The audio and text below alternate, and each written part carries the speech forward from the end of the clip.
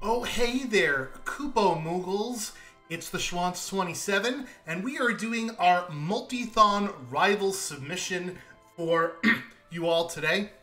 We have a 2 versus 2 multi-world archipelago race where Jexfarok and Turdsman will be representing the Empire, and Drinksglue and Questifer Workin will be representing the Returners. Since this is Multithon rivals after all, we figured we'd pit the two factions of the base game of Final Fantasy VI together.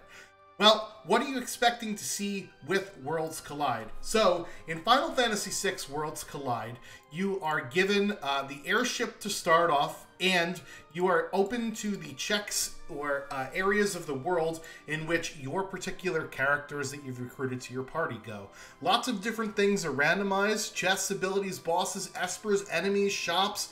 A lot of different things are randomized. So basically what you have to do is you have to go around the world completing the world events of Final Fantasy VI, and you'll be rewarded with either an esper, a character, or a high tier item. So in this example, as we see, if you have Edgar, you can go to visit the Figaro throne, clear the ancient castle, or clear the ancient castle, or getting the ancient castle's engine room under control. Basically, the parts of the game that you associate with Edgar, those are the areas of the game you can go to in Worlds Collide. Once the players have found a particular number of characters and espers, they can go into the final dungeon of the game and defeat Kefka. In this particular set of options here, since we have a Returners versus Empire theme, we actually have two different sets of requirements. So over on the left-hand side here, you will see that we have two runners for the Empire, and they are required to get to 6 characters and 10 espers in order to unlock the final boss and beat the game. Whereas on the right-hand side, the Returners, since they're all about friendship, defeating the god at the end of the world, Kefka, they have to get to 8 characters and 8 espers. We also have different things in our objective system that allow you to complete some of the quests in the base Final Fantasy VI game that allow you to sort of customize how things go in Worlds Collide. So in this particular case, what we usually do as parts of Bid Wars, we can either have Cid be saved or let Cid die as part of the quest on the Solitary Island in the World of Ruin in the back half of the game. And in order to get a skip into the statue spots at Kefka's Tower, one has to perform in an opera. So we'll see if any of our runners or any of our teams decide to do that. So the players on the right hand side will be sharing items, well, not items, they will be sharing rewards between one another, and the players on the left hand side of the screen will be sharing rewards between one another. The players on the left hand side have a bunch of sprite and palette swaps and portrait swaps to represent the Empire characters. I'm going to try and keep up with them as they will be different than what the tracker shows on the screen. I hope that doesn't get too confusing, but I hope it'll be a lot of fun. So let's see if our runners get on with it, and let's go.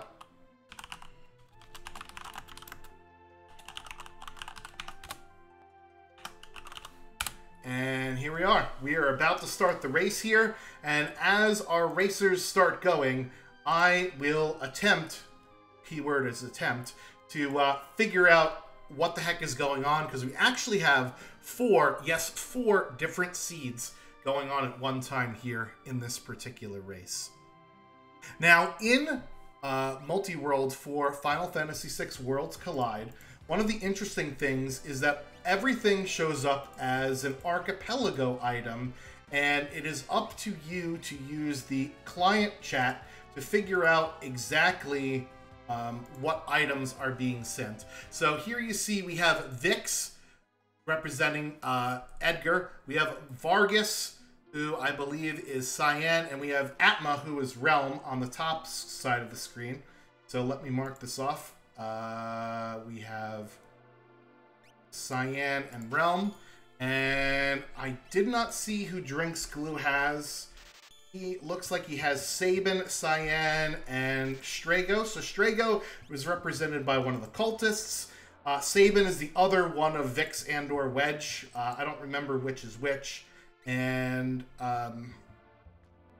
it looks like I might have my teams mixed up here. Let me go ahead and do a trail backwards. Yep, so this is Cyan, Realm, and Edgar. Perfect. Wait, do they both have the same seed? No, this is Shadow and Realm. See, this was very confusing. Okay. So what we'll be able to see is each of the different runners are able to go around in shops, and the shops are completely randomized to what they are from the vanilla game. The item prices are within a certain percentage of what they are in the vanilla game, but where they are is completely different. And you'll see a lot of people running around to different treasures.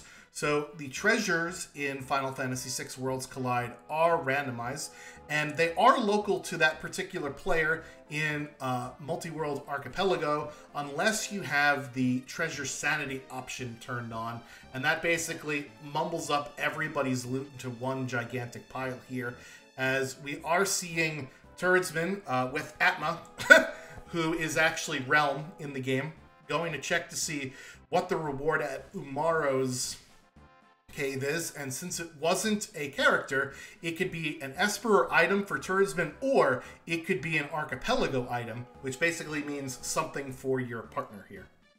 We do see, it looks like either Vix or Wedge. I'm going to figure out who is who here. Vix is Edgar, so that is Vix for Jexvarok in the front of the party there for him. If you have Edgar in the front of your party, or if you're on the Empire Vix, you do get a half price off discount in the Figaro Castle or the World of Ruin South Figaro town. So we'll see our runners do a little bit of looting and shopping, and then eventually, when they figure out what their game plan is going to be, they are going to go ahead and start doing world events, or what we call checks. First, Quest for Workin, however, is going to treat us to the opera. So here it goes.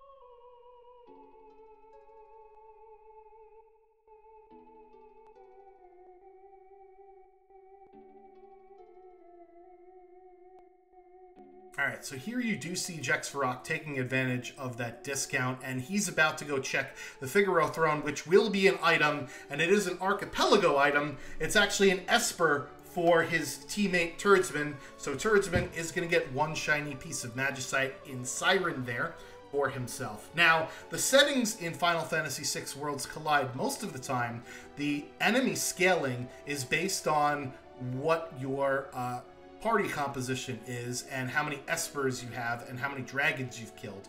But in this multi-world, I was kind to our runners, and I decided to base scaling on the number of world events that that individual player had done, so that this way, just in case one player gets so many pieces of progression early, they won't be behind in a hole, so to speak. So it's not location-based enemy scaling like it is in some other RPG randomizers. It's based on, in this case, how many world events the player has done times 2. So that's what the enemy scaling is going to be in this particular case. And note for Quest for Workin, you can actually fail the Opera House or the perform in an opera quest if you don't know what to do, but our runners have done this just a few times here, and it looks like he knows exactly how to two-step.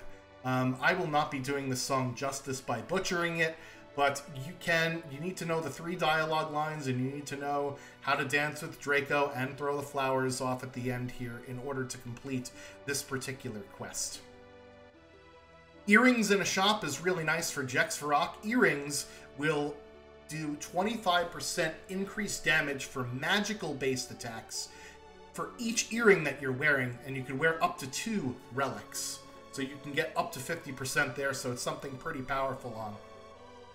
I did not actually see the Pixel Remaster, or rather, I didn't play the Pixel Remaster, but I've heard the soundtrack is quite good. Obviously, with having access to better technology, that would certainly help. However, it is still fun to do in this version of Worlds Collide, which is based on the Super Nintendo version of the game. So you'll see things like Tritok instead of Valley Garmander, etc., etc., in this particular version of the randomizer. Thunder Rods in a shop there for Jexvarok, and they're half off, so it might be nice. Throw on Realm is really nice to see for Turdsman to go along with his Kefka and his Cultist. So Kefka in this case is Shadow, and the Cultist from Fanatic's Tower is obviously Strago, because that, to me, made the most amount of sense. Pretty good spells, rather, on that Siren Esper. Again, the spells that each Esper teaches are randomized here in the randomizer. Christopher Warkin getting his Kefka Tower skip out of the way here. So if we do get decided to be a part of the Multithon Rivals Marathon, the Perform in an Opera will be one of the donation incentives, and if our runners do, or rather if the chat does meet the donation incentive, we can make that particular quest part of the Kefka's Tower skip, along with that other bid war that I mentioned earlier about saving or killing Sid. And it looks like Christopher Warkin is going to show us off how to either save or kill Sid here as well. So you go to the Solitary Island, and in this case, I decided to pick Save Sid because we're being nice to Sid there. And what we have to do is feed him fish. There is a mechanic in this game where Sid's HP is 120, and he loses 1 HP per second.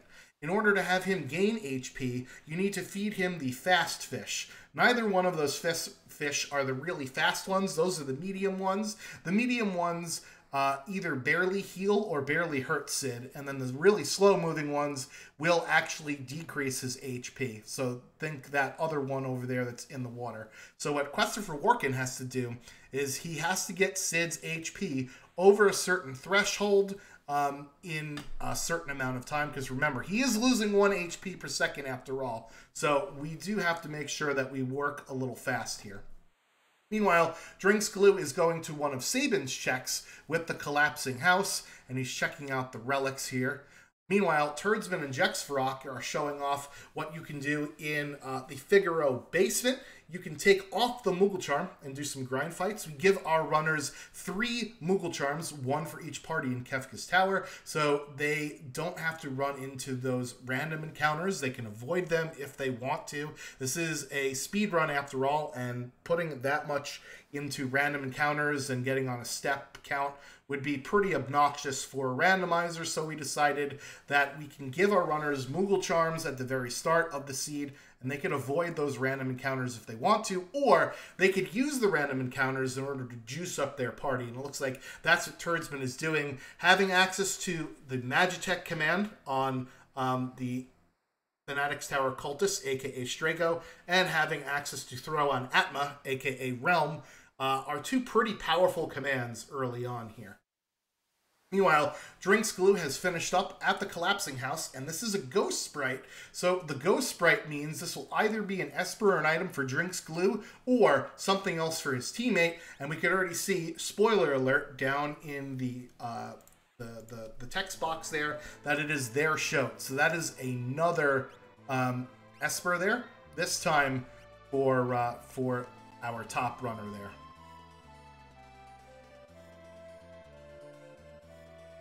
Yeah, so Pearl Earring asking the question, all of the runners are actually playing different seeds, since the two on the left have different requirements than the two on the right. The two on the right, the returners, have to get to 8 characters and 8 espers to unlock Kefka. The people on the left, aka the Empire, have to get 6 characters and 10 espers to unlock Kefka. Because remember, the Empire is very hungry for pieces of Magicite, whereas the returners, they want to use the power of friendship in order to conserve the world here. And we do see their own Esper Fenrir for Turdsman here at Gao Manor, which is one of Shadow, aka Kefka's checks. So he picked up a second piece of progression there in terms of Fenrir. Meanwhile, Quest for Workin is doing one of Gao's checks on the Veldt here. You need to go pick up some dried meat in a shop and then feed it to whatever happens to show up on the Veldt.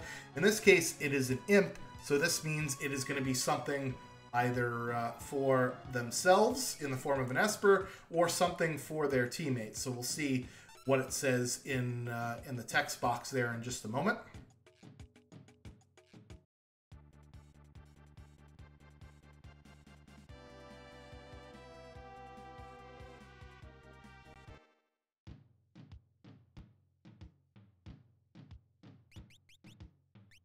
Alright, meanwhile, we have Jexrock and Turdsman here going through some of the different,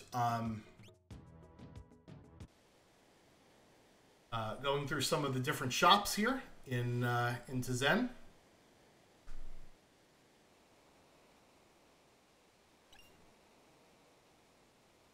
And Drinks Glue is in Albrook looking for some stuff.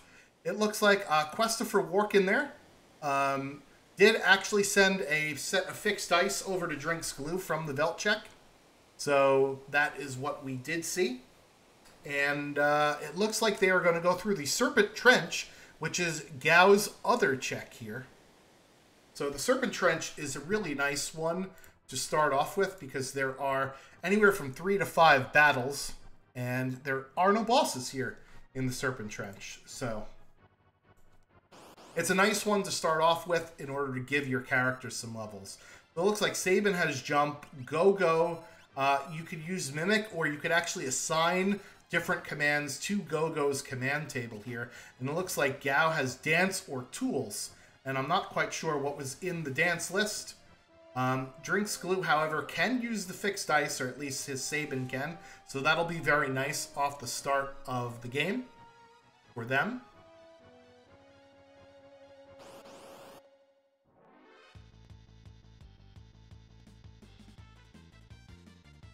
Quest for Workin fighting through the rest of the Serpent Trench here.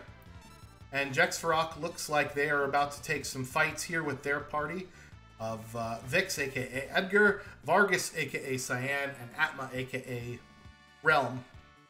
Meanwhile, Drinks Glue taking off the Moogle Charm and finding some dinosaurs here. So this will be an interesting fight to see if he could win. Really a lot of XP if he can win, but it's going to be a tough uphill battle here as he does take out one of the Brontours. It looks like he has Tools for Cyan, which is a pretty decent command for Cyan, as Drill is one of the more powerful items to use early on in the game. Sabin can use that fixed dice, and it looks like Strago is attempting to learn the Bolt 2 spell from a Thunder Shield. Turdsman's characters are up to level 10, so it looks like he is ready to go take on a check. And it looks like he is going to Esper Mountain, and that looks like a Narsh Guard there.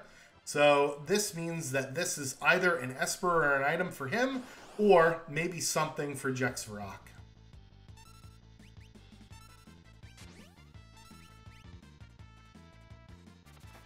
Alright, so Tri-Talk is on the menu here for Turdsman, and with access to Fire Beam and access to Fire Skeins and GP Rain, this shouldn't be a problem. Normally this boss can be very difficult because they are only weak to fire and basically nothing else. But thankfully, Turdsman has the goods in order to get past that, and it looks like from the chat, we already have seen that he has found his 3rd Esper of the Seed. So remember, the players on the left-hand side of the screen need to get to 6 characters and 10 espers to unlock Kefka. The players on the right-hand side of the screen need to get to 8 characters and 8 espers to unlock Final Kefka. And Christopher Warkin just sent Unicorn to Drinks Glue as his second esper reward there at the end of the Serpent Trench. So, Multithon Rivals, we decided to pit the Empire against the Returners to kind of go on the theme. This is very similar to when we were in the other Multithon marathon earlier on in the year, where we had a 2v2, where the left-hand side and the right-hand side actually played the same set of seeds. This is, you know, 4 different seeds, if you will. So we tried to make it slightly different than our appearance at the last Multithon marathon, and I think this was a pretty clever way to lean into the theme a little bit. Hopefully you all in the chat are also enjoying as well. It also shows off how Final Fantasy VI Worlds Collide can be customized. We do have custom sprites, we have custom portraits, and custom palettes that you could use in order to make this game whatever you'd like to be, right? So it's one of the things that I love about Worlds Collide is how customizable the game can be. So that not only are you not playing the same thing all the time due to it being a randomizer, and that's how a randomizer works in general, but you could also customize and tailor your experience to be whatever you want it to be. Drinks Glue did fight a dragon here at Mount Zozo and sent Unicorn along to his partner Christopher Warkin, so that's another piece of magicite for them. There's a little sparkle on the ground writing love letters at the top of Mount Zozo, so this will either be an item for Drinks Glue or something for Christopher Warkin. Looks like Turdsman was able to defeat the ice dragon there at the middle spot, and unfortunately it was only a flame shield for them. So the bosses are shuffled amongst themselves, and the dragons are shuffled amongst themselves. However, you can have the option to mix the bosses and dragons together, and you can also have the option to randomize the bosses so that bosses may show up more than once per seed. That can get interesting, and I know that Archipelago supports a lot of these other different fun options that we try and play around with and mess around with. Christopher Warkin on the positive receiving side of 2 espers there from the Mount Zozo check from Drinks Glue. And meanwhile, Jexfarok was in the Coliseum. I didn't really get to talk about the Coliseum, but in Worlds Collide, the Coliseum items are randomized, and the opponents that you fight are randomized. So we do give a little menu preview before you go into a fight of what the reward you will get for what you're betting. And you could make that list fully available to runners, or in the case of this particular seed, I made it so that half of the items show up as visible and the other half will just show up as question marks, so you don't know what you're getting for what you're betting. Meanwhile, Turdsman at the top of the Fanatics Tower pulled their own Esper out of the gem box chest at the top and is now fighting Dullahan, who will grant a reward all the way at the bottom of Fanatics Tower. Meanwhile, Christopher Warkin sent another Esper over to Drinks Glue from the collapsing house there. And Drinks Glue is in the Imperial Camp, which is another one of Sabin's checks. This is another pretty popular one to do very early on, because there are 4 forced encounters and no bosses here in this particular one. Meanwhile, Jexfarok taking off the Moogle Charm, doing some more grind fights there to gain some more levels for his Vix Atma Vargas party.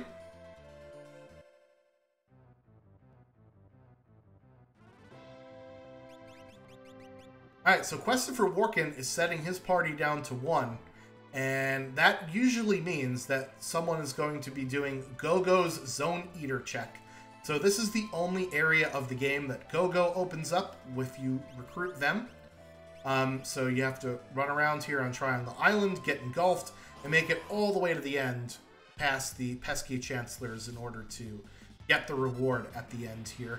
But it is a pretty popular one to do early on because there are lots of treasure chests down here. And remember, chests are randomized in Worlds Collide, as well as getting a item without having to do, or getting a reward rather, without having to do any fights or any bosses. So this is what we would call a free check, or something that you don't have to do any fights in order to get here. So dragons also count as checks, thus they will drop one of the potential rewards, as Drinks Glue gets their own force armor there in the Imperial camp. So the items that you get if you do not get a character or Esper are generally considered the better items in the game, so that this way it doesn't necessarily feel sometimes like you've wasted your time at a particular world event. But if it's something that you don't need, like, oh, I don't know, a force armor, then you're feeling pretty bad about going through and doing the check there. 20,000 GP in that middle chest for Christopher Warkin, so he'll probably be happy that he went into the Zone Eater Cave. Meanwhile, Turdsman taking the long walk down Fanatic's Tower. I don't know what Square did in the mid-90s with stairs, but they decided to put them in all of their games. There's Fanatic's Tower and Shinra Tower. I don't know, chat, which one do you think is worse? And oh my goddess, for Drinks Glue here in Barren Falls, which is another one of Saban's checks.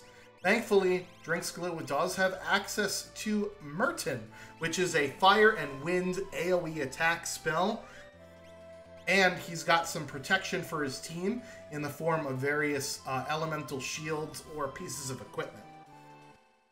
Jexvarok did send an Esper over to Turdsman from the Dirt Dragon, and Turdsman found an offering at the bottom of Fanatic's Tower after taking out Magimaster and walking down to the bottom. So unfortunately in this one, lots of rewards so far, with Turdsman having 5 Espers, Jexvarok's having none. And sometimes that's just the way that things break in a multi-world seed here. As Goddess does finally go down, Drinks Glue using the Morph command on his Strago, so Morph will actually double any damage that you output, and it will also have incoming magic damage to your character. So really nice time to use Morph when you have to get that extra oomph in order to get past a really tough boss there. The Morph meter actually is based on the amount of MP that you accrue in between each battle, and it maxes out at 256 because this is a Super Nintendo game after all, and things are coded in hexadecimal. So it's good to use your Morph ability at least once per seed, maybe twice before final Kefka there, because you're going to refill it all the way to max anyway. Christopher Warkin getting Siren from Drinks Glue after that arduous Goddess fight.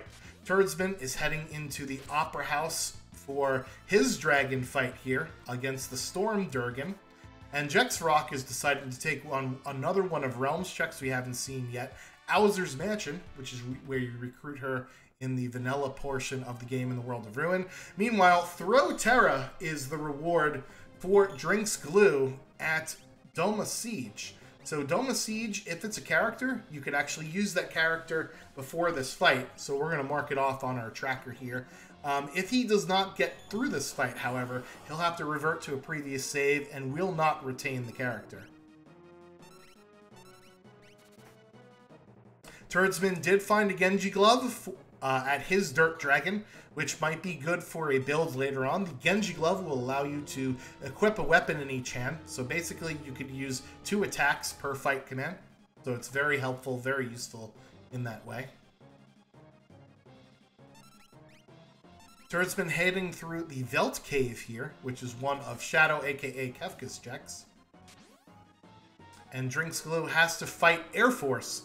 This is the boss that I have personal beef with. He doesn't seem to like me very much. He usually kills me, and I don't like it. I don't like it at all. We'll see if Drinks Glue can get past this very, very tough opponent. But with a set of fixed dice dropping the hammer there, That's more than enough to dispatch of Air Force.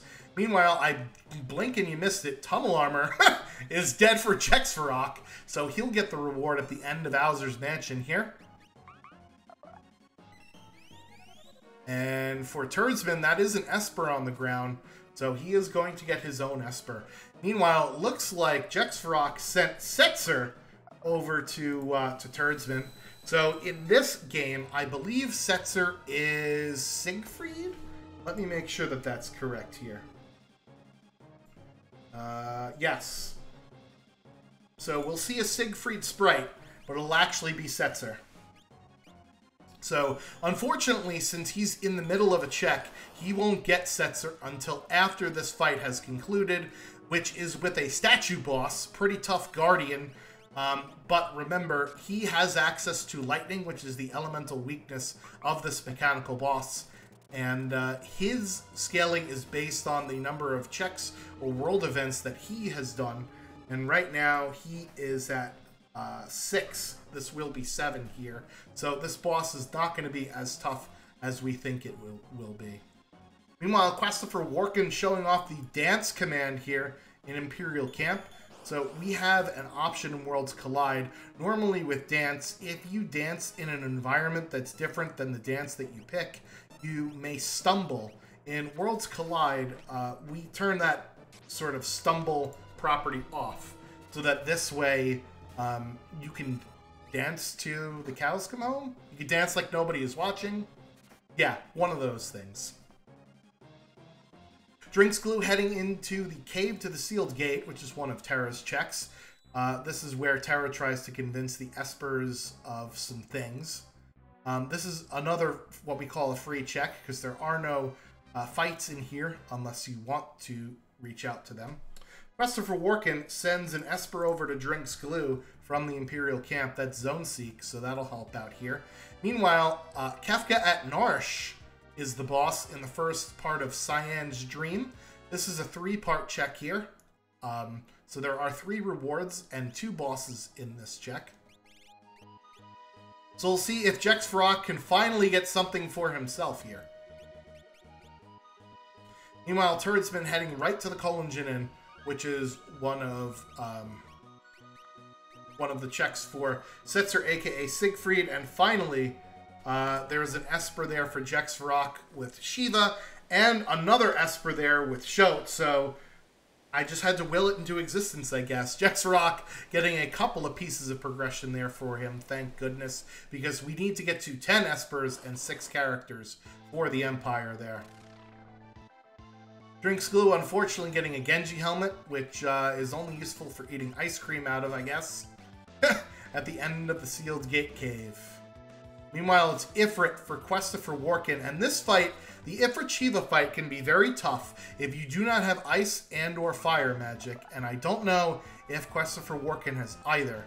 So how this fight works is Ifrit and Shiva have different elemental resistances. Ifrit is weak to ice and absorbs fire and nullifies everything else. Shiva is the opposite, will absorb ice and is weak to fire and nullifies everything else. However, you can run away from this boss in the middle of the transition between Ifrit and Shiva if you can time it out correctly. It's pretty difficult to do so because you do need to have full ATBs in order to run away from the fight while the transition is happening. They will switch places after 5 offensive attacks against them. Drinks Glue purchases a Thunder Shield over at Zen Thief, and it looks like Turdsman is heading into Daryl's Tomb, which is another one of Setzer's checks. Yeah, so here you see with the dance, the Wind Slash, which is a wind elemental attack, is doing 0 damage to Ifrit, because he nullifies everything that isn't fire and ice. So out comes Shiva, and unfortunately, without any fire magic, I think Christopher Warkin is stuck here. Okay, so here comes Wombat, which is probably what he wanted to use the whole time. So Wombat is a non-elemental defense ignoring attack. It will miss targets that are floating, but I don't believe Ifrit or Shiva is floating. Unfortunately for Dance, it's basically like having a berserked character. And with Dance, there are 4 different commands that you could pick. And on the Dance list, if you look in the skills tree, the first one will show up 7 out of 16 times. The second one will show up 6 out of 16 times. And then the bottom 2 are 2 out of 16 and 1 out of 16. So those are the more rare ones. So I'm guessing that Wombat is one of the more rare abilities. Meanwhile, Turdsman, digging in a monster in a box, does find Katana Soul and has access to Stray, which does the muddle or confuse to everything on the screen. And Katana Soul, when confused, can use Slayer Edge on himself to perform an instant death attack. That's really nice heads-up play from Turdsman there, and Katana Soul will give Turdsman an offering. Meanwhile, Jexarox uses Atma to kill Atma. I'm not really quite sure how that works, but we'll just go with it. And he will get a reward here from the second part of Cyan's Dream, and then there will be something on the Doma Throne, which is where Alexander is in the vanilla game. Drinkslu, meanwhile, continuing on to Terra's next check. It's at Welk Cave here.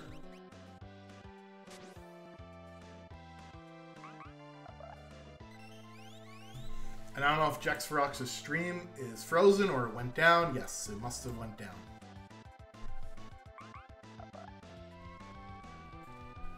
It is Flame Eater here for Drinks Glue. And it is our Dabbing Yeti for Turdsman at the end of Daryl's Tomb. Question from the chat from Catastrophe.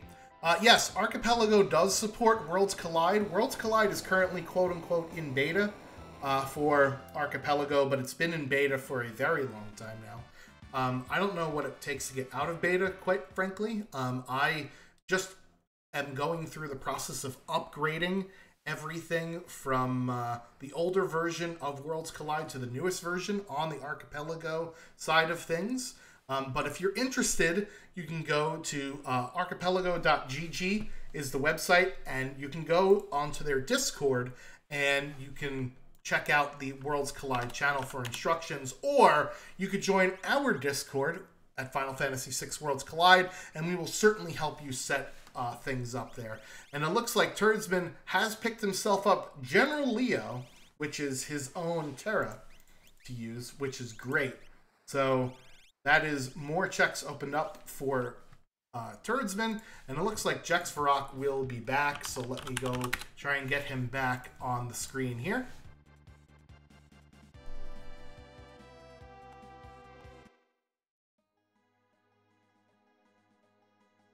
Alright, so it looks like he still only has 3 characters and 2 Espers, unfortunately for Jaxie.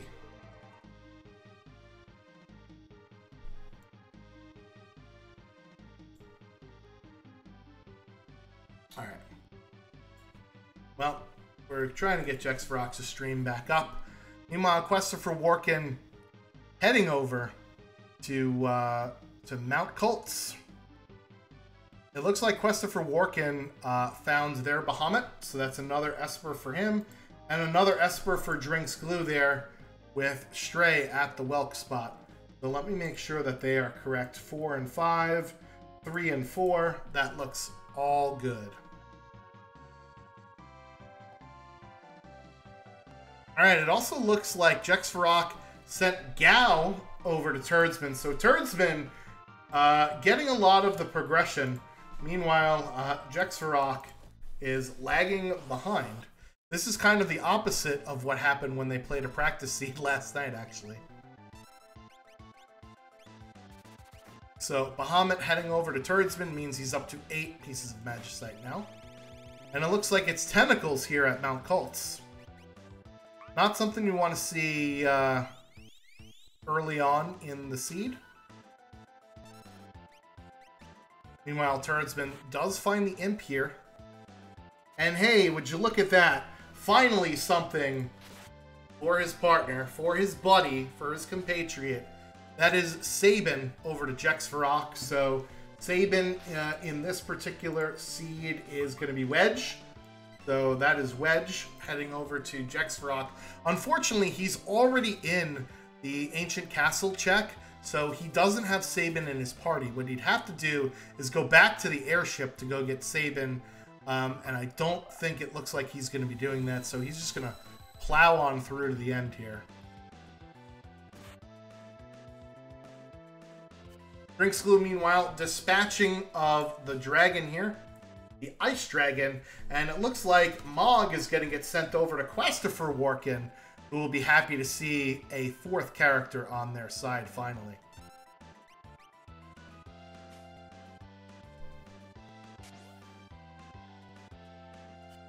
Turdsman, meanwhile, with their party, is going to head up through World of Balance Narsh, especially since they have access to Terra.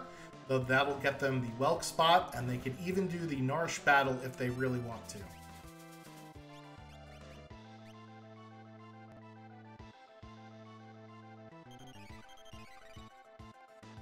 So it looks like one of the Espers that Turdsman does have has Ultima on it. In this set of options, however, Ultima costs 254 MP to cast instead of the normal 80.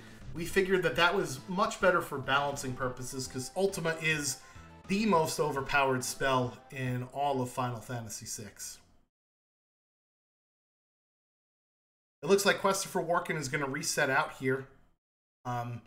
He will, however, be treated to Mog once he goes to the airship. And it looks like Drinksglue is finding Go-Go at the Tritox spot.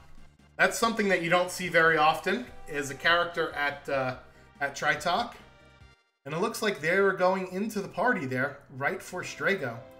That's probably because with Go-Go, you can equip the Throw command, which I believe is one of the ones that Drinksglue has.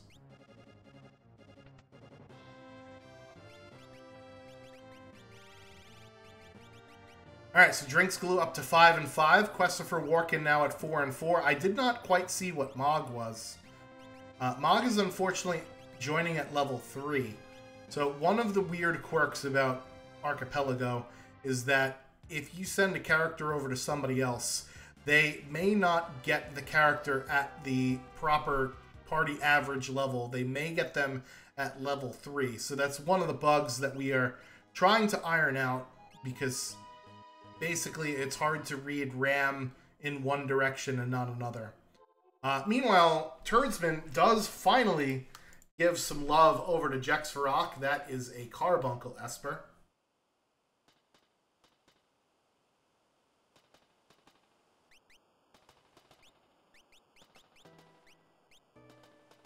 Alright, and aboard the Phantom train, Christopher Warkin has found himself a character, but it looks like he's going to reset out of it there.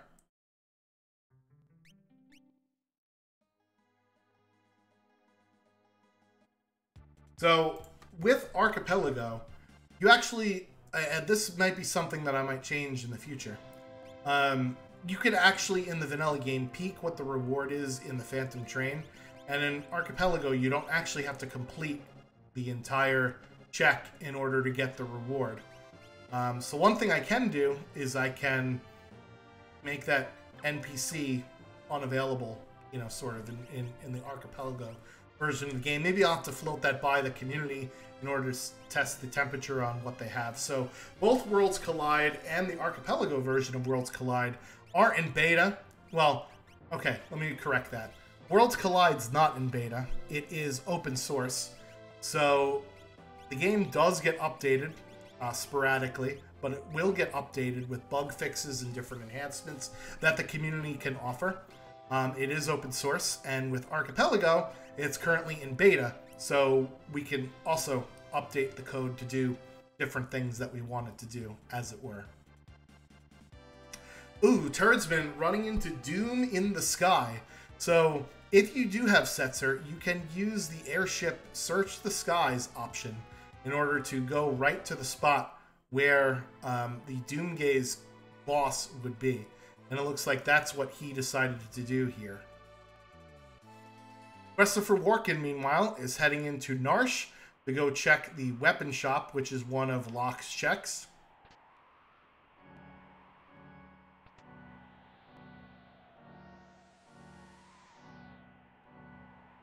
Drinks Glue, meanwhile, going to take out the boss here.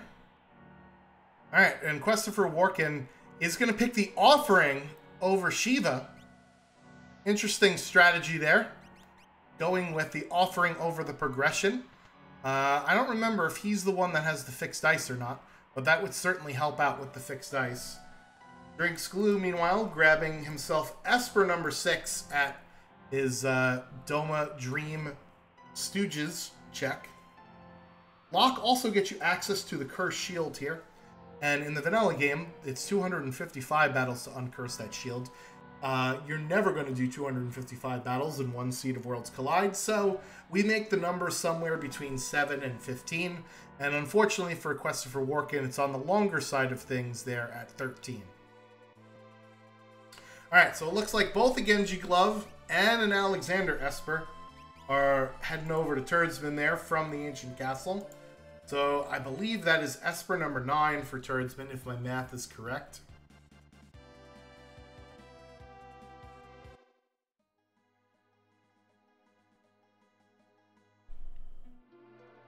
And it looks like Turdsman's using some GP Rain, throwing some money at the problem here. And it is solving it. Meanwhile, Drinks Glue sees that Realm is walking around in the second part of Cyan's Dream. So that's another character for them. And we'll see what the reward is for Turdsman here. Oh, it's a character, not something you see very often at the Doomgaze spot either. And it is Leader, aka Go-Go. So that is character number 7 there for Turdsman.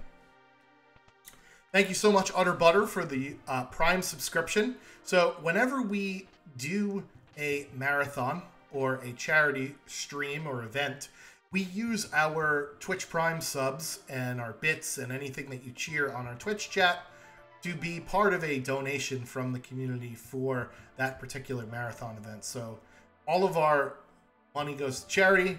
I wish I could say I pocket some of it for developmental costs, but that is both jerky and not true.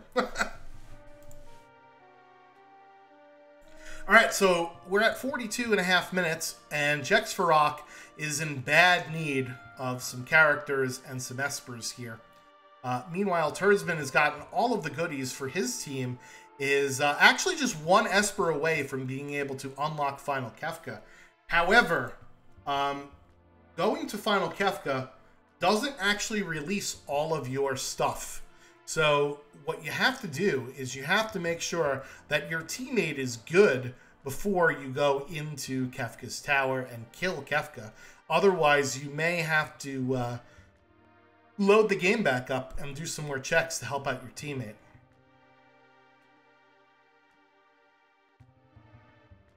Meanwhile, Christopher Warkin at the top of Narsh here, having access to Mog, is going to be doing Lone Wolf's check and sees that the item that Lone Wolf is holding is a Behemoth suit, and he decides instead to send a Force Shield over to Drinks Glue, which is probably not something that Drinks Glue wants, but Drinks Glue does get Realm out of Cyan's Dream. That puts him up to 6 characters out of the 8 that we need, and we need 8 Espers for our returners in order to unlock Kefka. One of the other things about Final Fantasy VI Worlds Collide is that you can have sort of objectives for different actions, and one of them is we unlock all of the sword tech abilities if you complete Cyan's Dream, which is how it is in the vanilla game, right? If you finish up Cyan's Dream, he will get all of his sword tech unlocks. We have a similar concept with the Magitech upgrade, which is something that you only have access to at the very, very beginning of the game in Final Fantasy VI. However, in Worlds Collide, you can have the Magitech ability from the start. And one of the ways you can upgrade it from the Elemental Beams and Heal Force to Terra's set of Magitech commands is to go all the way through the Magitech Factory.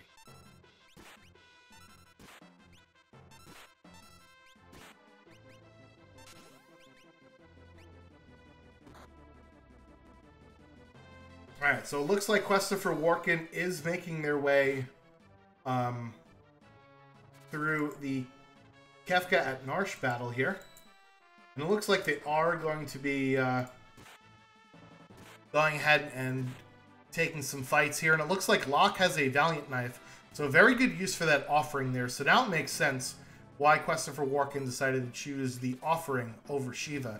He was having a bit of trouble getting through fights, and getting more firepower will certainly help. Kurtzman, meanwhile, is taking the airship and heading up to the floating continent, which is actually one of Shadow's checks. It's 3 different rewards here on the floating continent, and all you have to do is get through 5 total forced encounters and 4 bosses. So 9 fights altogether. It's a rather lengthy check, but considering that Turdsman has so many requirements, Jexvarok does not, maybe this will help turn his team around.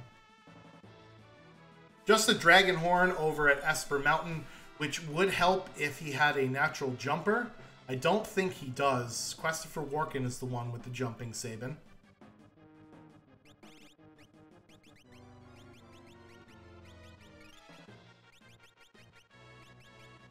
Maybe Realm does have jump, because I'm seeing the Dragon Horn going over to Realm. I admittedly did not see exactly... yeah, so it looks like that is what Drinks Glue's going to do. He's going to use the Man-Eater, which actually deals double damage to human-based targets. So it's a pretty popular one, especially for the last boss, Final Kefka, because most of the targets on tiers 1 and 2 are considered, and tier 3 rather, are considered human targets. Meanwhile, Christopher Walken is using this time here to do some grind fights at the Narsh battle. I really like this. He's realized that his characters need some more levels, so he's going to go ahead and take this opportunity to do some grinding here. Meanwhile, Jexvarok sent over Celeste to Christopher Walken, so that's another reward for Mr. Walken, another character, which opens up a couple more checks there.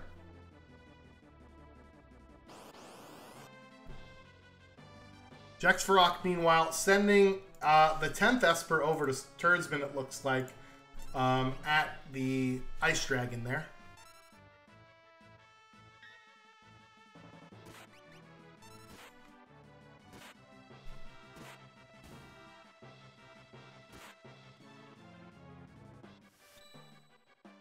Alright, so Drink School looks like they're heading over to Mount Cults to do this particular check. Jexvarok is up at the top of World of Ruin Narsh. They could do the Tritok spot, which is considered a not character gated check.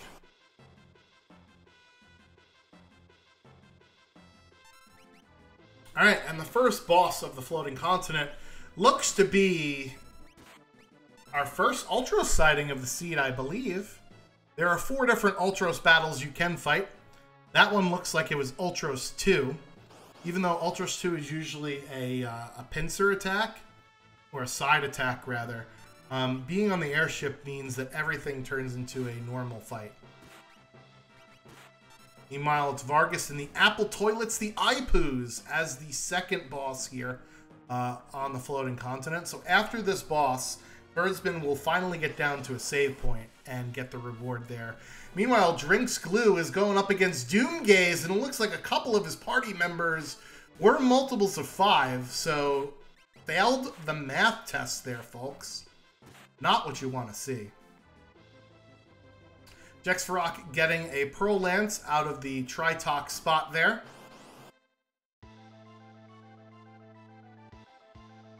And it looks like we got an Air Force for Christopher Walken. We'll see if he can get through this fight here.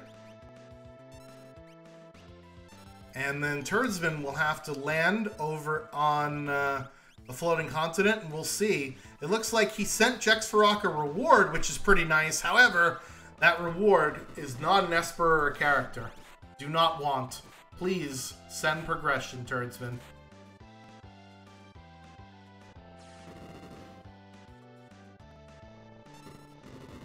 And this is why Air Force is one of my my meanest enemies here.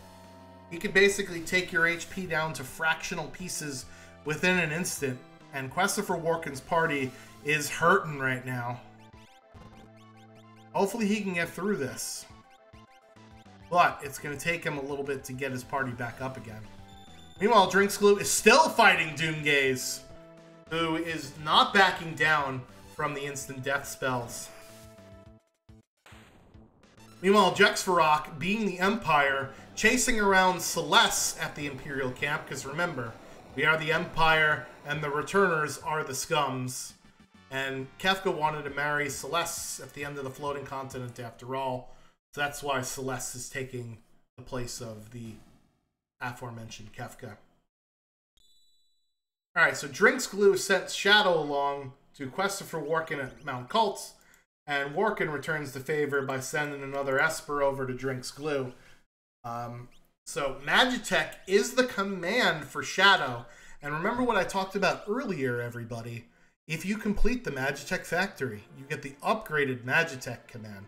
So I believe Christopher Walken is going to head straight over to the Magitech Factory.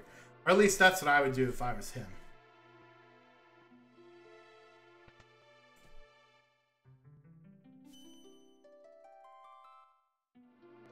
Alright, looks like Jexvarok, unfortunately, having some stream issues. We'll see if we can get him back here.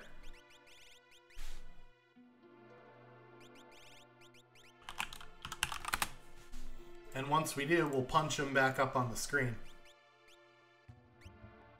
Meanwhile, Turd's been going through the long, arduous process of heading through the Floating Continent over to the second spot here. Drinksglue, meanwhile, is going on the Leet River, which is one of Terra's checks. And yet another Air Force. Man, he's showing up everywhere today. Christopher Walken is not going to go straight to the Magitech Factory. I stand corrected. That's something I probably would have done. But it looks like Christopher Walken is going to head into the Moogle defense here. One of the other one of Mog's checks besides the Lone Wolf.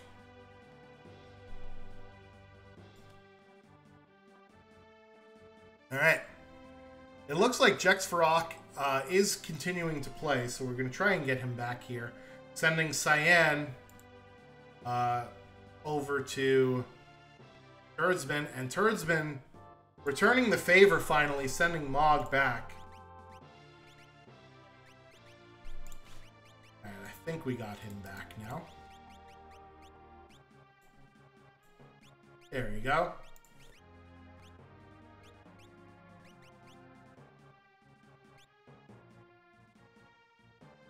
Turdsman now on the home stretch for the end of the Floating Continent, so there is one more check here at the end of the Floating Continent. It requires him, however, to beat 2 forced encounters. This one he's running away from. And the other one he will have to fight in just a second here, as well as one more boss. I didn't see what Mog, aka Lone Wolf, has as their ability, but it looks like Jexvarok does not want to take Mog into his party here.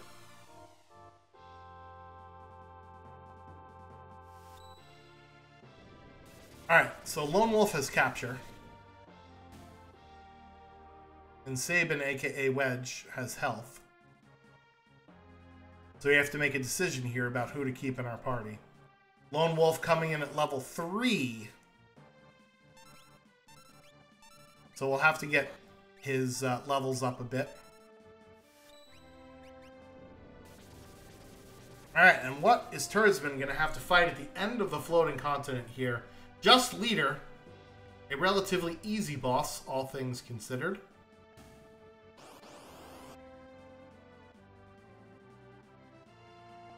Christopher Walken taking this time to uncurse the shield and get some levels on his party. SR Behemoth is the boss at the end of the Leet River here. And it looks like Emperor Gastal did not die from the Floating Continent after all. Put that in your canon. At the end of the Floating Continent, that is Locke. That is the 9th character there for Turdsman. Meanwhile, Jexvarok over to the collapsing house. So we'll see if he decides. Well, we do know he's going to buy to Zen Thief here, and it's a Valiant Knife. Oh, just 301 GP? Sure. I'll buy that.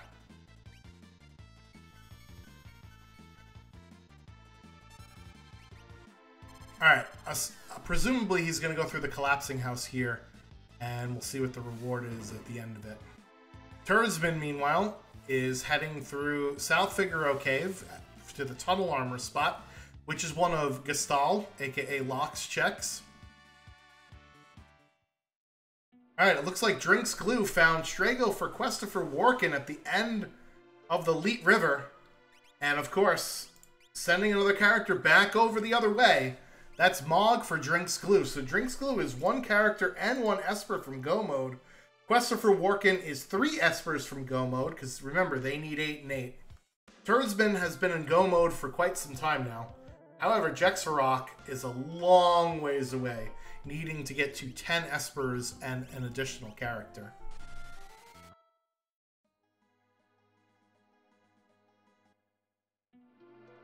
Alright, Dataluma going down quite easily there.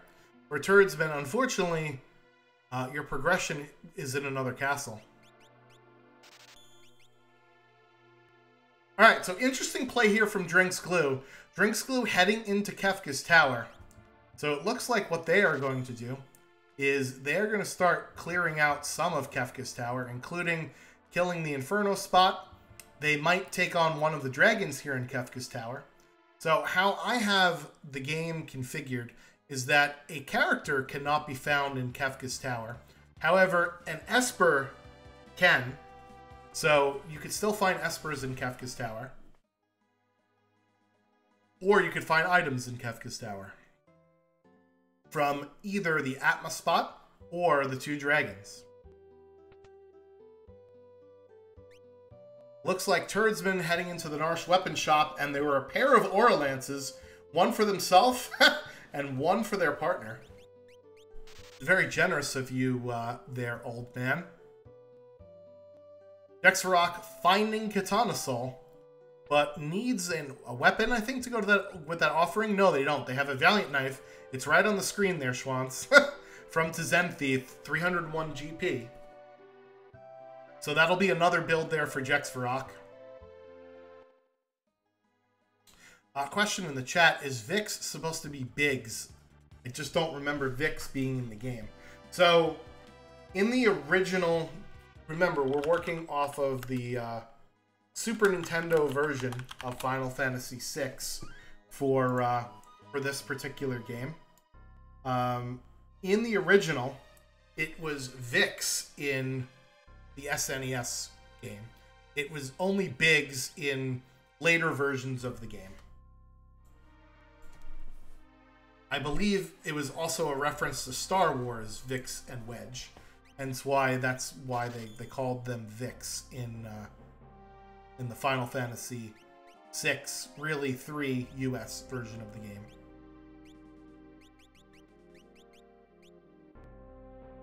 Alright, so we've got a dragon on screen for Turzbin. We'll see how they get on with this blue Durgan.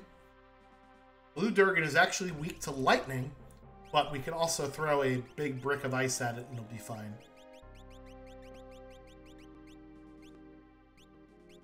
Yeah, it's sometimes difficult to keep the game differences separate. I've never played any of the other versions of this game, so that's why for me it's easy to know what the one is from Final Fantasy VI on the Super Nintendo versus some of the other versions of the game, if you will. Christopher Warkin now doing what I thought he was going to do earlier, heading into the Magitech factory in order to get that Magitech upgrade. I believe on Shadow, because I think Shadow is in his party here. And we are going to see Drinks Glue take on one of these Kefka Tower dragons. Remember, this can be an Esper or an item for either player here.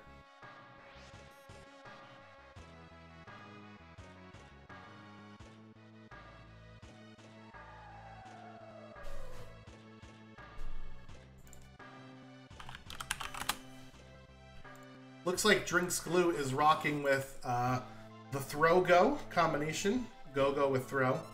As well as Terra with Throw. And Cyan using a lightsaber. That aforementioned Star Wars reference there. Looks like we got a dabbing Yeti on screen. So if you've got them in the chat, get those emotes out. Unfortunately, Drinks Glue only finding a set of Marvel shoes at this dragon spot. Turdsman with our first Ultima sighting of the seed, I believe. Finally has enough MP to cast it once. Remember, in Worlds Collide, there is a setting that allows you to get Ultima, but at 254 MP instead of the original 80. It's way more balanced that way, in my opinion. Ultima at vanilla MP cost is just too powerful, which is why we didn't have it in the game for quite some time. Or rather, we didn't have it as part of the options for a standard race flag set for quite some time. Alright, Turdsman sending a Force Armor over to Jexvarok. Jexvarok wishes it was probably something else, as he still only has 5 characters and 4 Espers. And we are over an hour into the seed.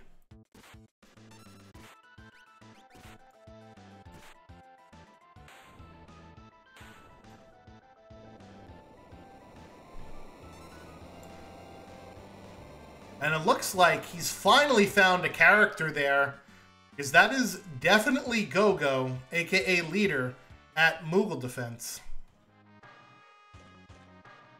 So he'll at least have his 6th character finally. He just needs to get on the Esper train here. Christopher Warkin sending an Aura Lance over to the other side there. And unfortunately, our teams are still deadlocked at the same progression they were at a couple of minutes ago.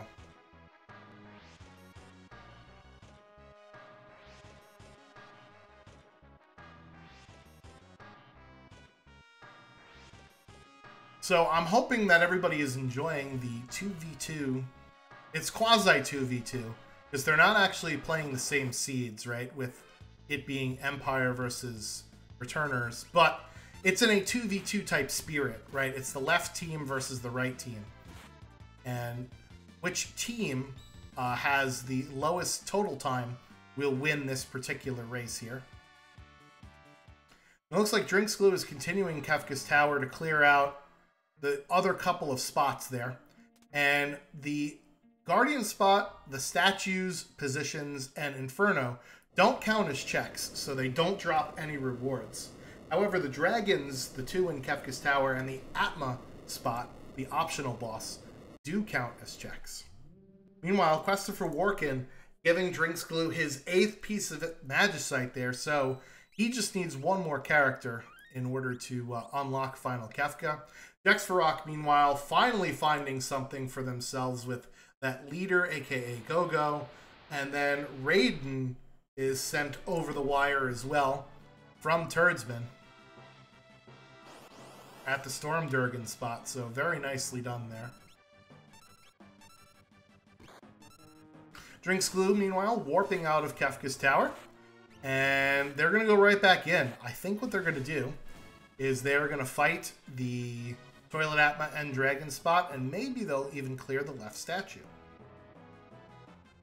Alright, so Turdsman at Mount Zozo, delivering Jexy the goods. Finally, we're getting somewhere. As that is going to be Esper number 6, I believe, for Jexvarok at the end here of Mount Zozo. Christopher Warkin, meanwhile, in the home stretch of the Magitech Factory. Again, this is one of Celeste's world events. There are 3 checks here in the Magitech Factory, so he's already done the first 2. Ifrit Shiva number 24.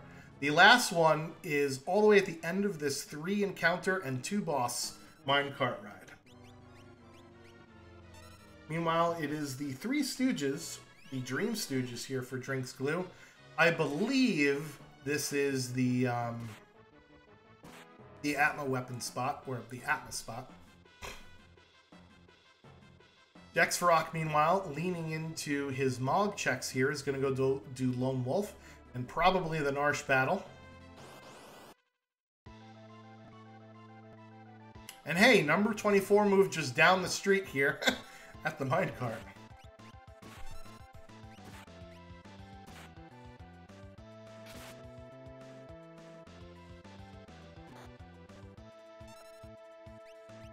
Alright, Narshguard at the top of... at the top here means that it is a Esper item or something for Herdsman. And let's see what Lone Wolf has for Jexvarok. Alright, the Thunder Shield is the one choice, and it looks like they are going to get a Cat Hood as their second choice. I don't know which one they'd rather have, but if they do want that Thunder Shield later, they can actually go into the World of Ruin Narsh in the Moogle Mines where you recruit Mog in the vanilla game, and Lone Wolf will be sitting there with the other option that you didn't pick. Looks like Turdsman is going to be doing the Drinks Glue strategy here, hopping into Kefka's Tower to do the Atma spot, followed by the dragon there.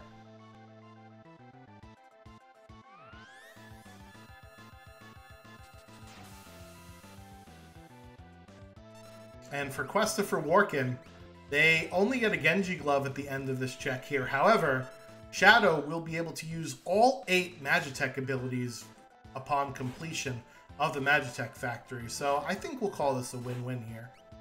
Meanwhile, alternate timeline, Celeste commanding the Narsh guards up to go get the Empire on Jexvarok's screen.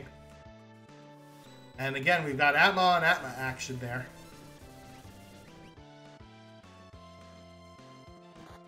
Hey! I think we found all 4 Air Forces in the game this time around. Would you look at that?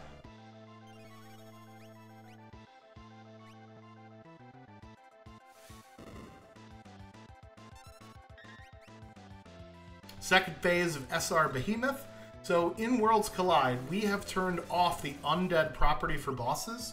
So you can't just use a Phoenix Down or a Revivify on some of these undead bosses. However, their instant deathable property has not been turned off. So you can use things like X-Zone and Doom to instantly kill some of these bosses here. Drinks Glue grabbing an experience egg from that dragon in Kefka's Tower and is now deciding to save Sid here. Turdsman getting a Flame Shield from himself and Fixed Ice. So, unfortunately for Jexvarok, he is still stuck at 6 characters and 6 Espers. Needs 4 more Espers in order to unlock Final Kefka. Meanwhile, on the other side of the screen, Drinks Glue needs 1 character, and Questa for Workin needs 3 Espers to unlock Final Kefka. So we'll see what their plan is here. Oh, I'm sorry. He just got 1 Esper there at Gao Manor. So that is 6 Espers for Questa for Workin finding their own Phantom. So he just needs 2 more to unlock Final Kefka. And remember, he's already done both the Perform in the Opera and the saving of Sid. So he is not going to have to do the same shenanigans that Drinks Glue is doing here with trying to catch the fast fish. Alright, so in the gold Durgan spot is a red dragon here. We have Ice 3, so this won't be a problem for Turdsman. Popping that quad 9s. Let's go. It's just leader here for Jexvarok at Barren Falls. And he'll be able to get to the bottom fairly quickly and get a reward here.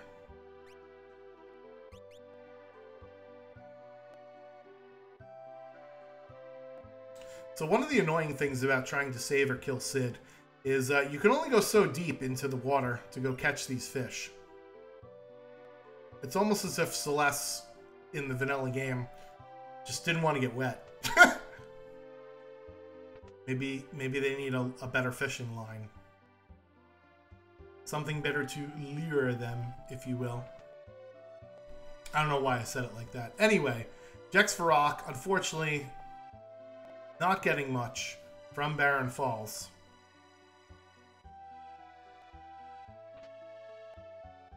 And is going to try and grab this fast fish for Drinks Glue. Jexvarok heading into the Phantom Train.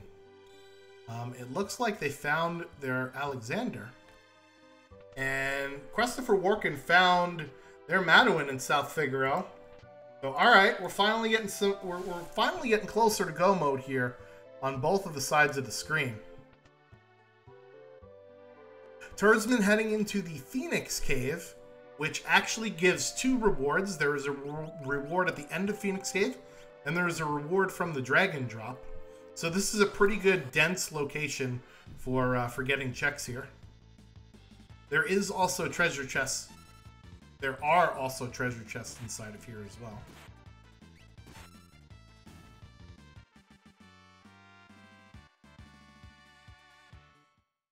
Jexfarok running away from level 80 magics. He knows his mobs, those level magic characters, they actually don't give any XP.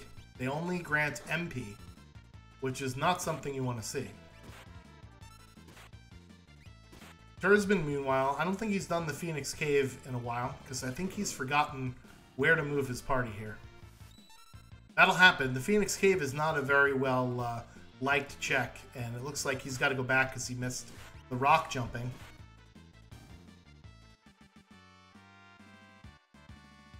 Meanwhile, Drinks Glue in the Opera House fighting the dragon, trying to see if they can get their last reward.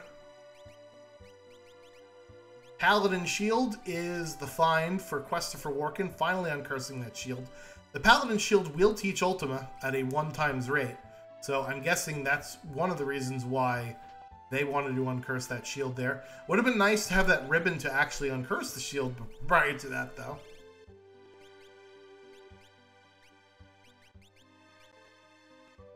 Alright, so what is Drinks Glue going to find at the Opera House Dragon?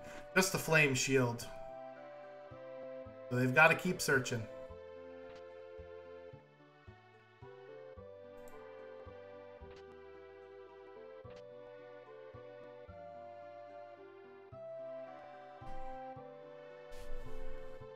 Alright, meanwhile, it is the Dream Stooges here at the end of the Phantom Train. Always funny to do this fight when it's like sprites that are like this, kind of standing still, but it looks like they're moving down the rail train, or the train tracks, rather. Drinks Glue, meanwhile, is going to go into the World of Balance opera in order to do their performing an opera quest to get their Kefka Tower skip. And Christopher Warkin just needs one more Esper for Go mode. Drinks Glue needs one more character for Go mode. So they are on the precipice here of getting into Kefka's Tower to defeat the final boss.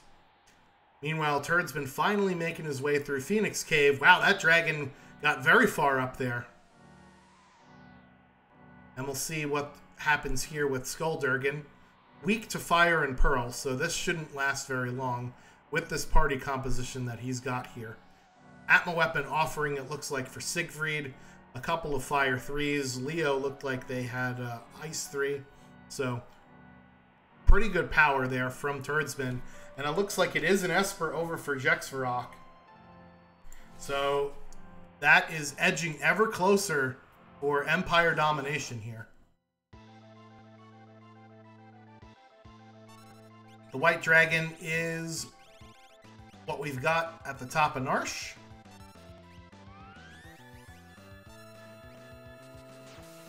And Turdsman is getting through to the end of the Phoenix Cave here.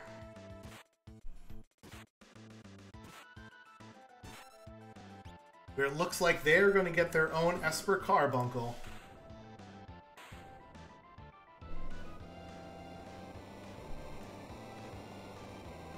Alright, Ice Dragon down for Christopher Warkin, and it is, unfortunately, not a character, but an Esper for Drinks Glue.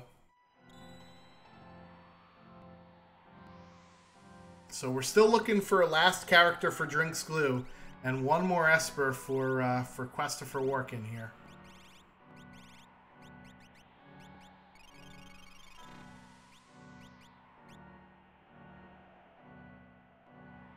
Alright, so Esper Mountain for Jexfarok, and it is General Leo! So that's another character for Jexfarok there. That is, I believe, Terra. So that opens up 5 new checks for Jexvarok. Oh boy! And it is, I believe, the first Poltergeist sighting of the seed. Who ordered hot wings? Tursman, meanwhile, at Doma Siege, getting ready to fight.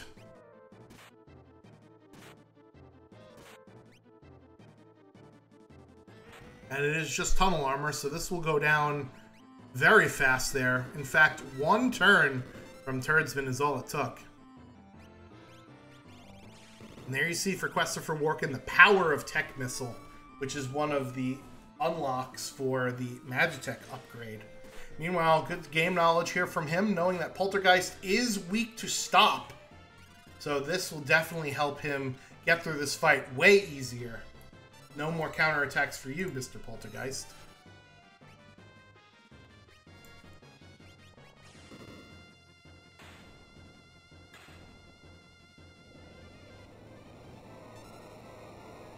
Oh, looks like we're going with a last-minute substitution here for Jexvarok as General Leo comes into the party. Now, unlike in the vanilla Final Fantasy VI game, since commands are randomized, Leo does not have shock. Although they could have shock if it was randomized to that. And Christopher Warkin sending over another Esper to Drink's Glue. Not what he needs. He needs a character.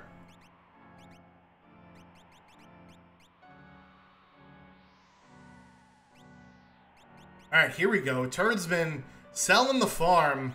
Where is he? He is in Jador. So you know what this means, folks. We're getting an auction house play. And it says their glowing stones are still available.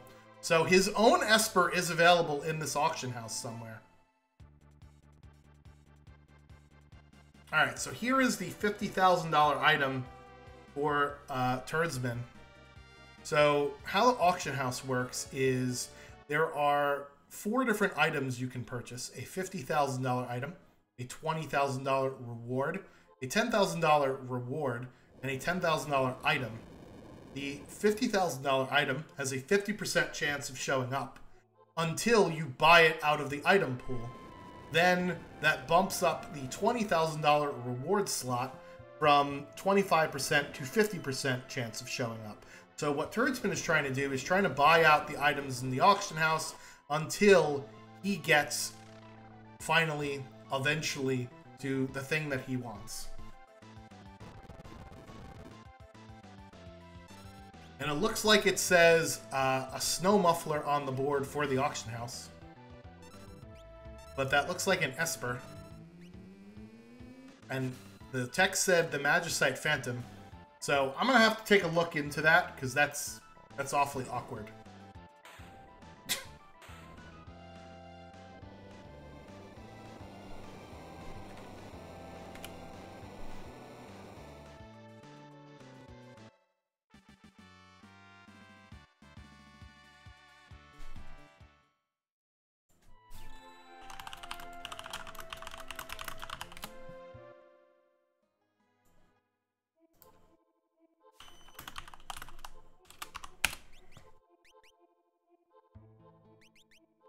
Meanwhile, that is Umaro for Jexvarok there, aka Dataluma. Alright, so it looks like the auction house gave out both rewards at the same time.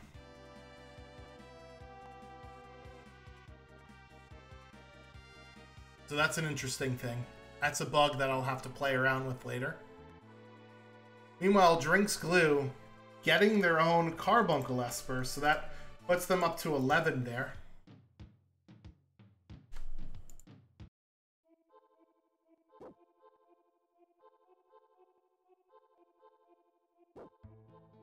Turdsman heading back into Kefka's Tower. I don't think Jexvarok has requirements yet. Oh, you know what he's going to do? He's going to clear out... He's going to clear out the dragon in Kefka's Tower, I think.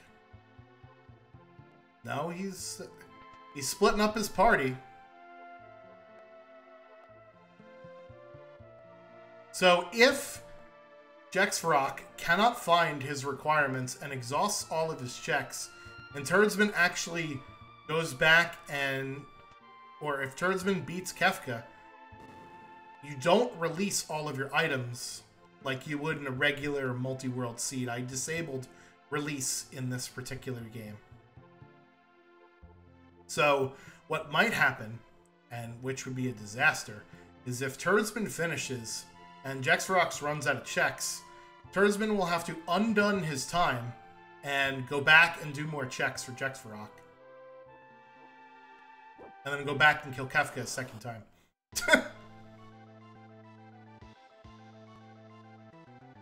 Alright, meanwhile we've got Atma here for Questifer Workin at the Veld Cave, and it was a Ghost Sprite, which means this could be an item for him, or it could be something for Drinks Glue, and Drinks Glue is hoping that it's a character for him. Questifer Workin, meanwhile, needs one more Esper in order to get into Kefka's Tower.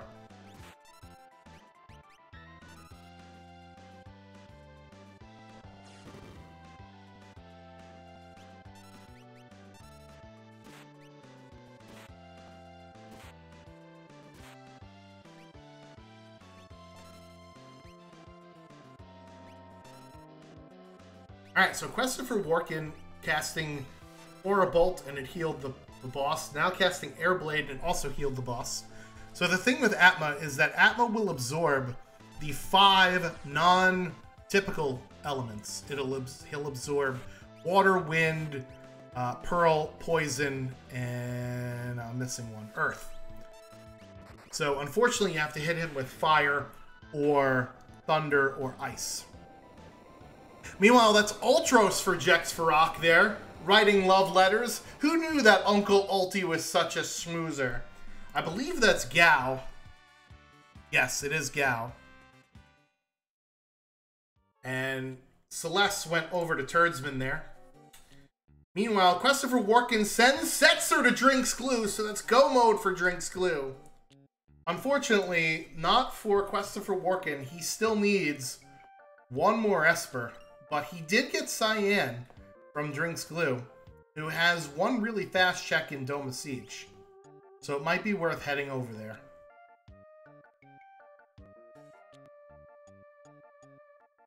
Alright, so Jexfarok in go mode now, as well as Turdsman.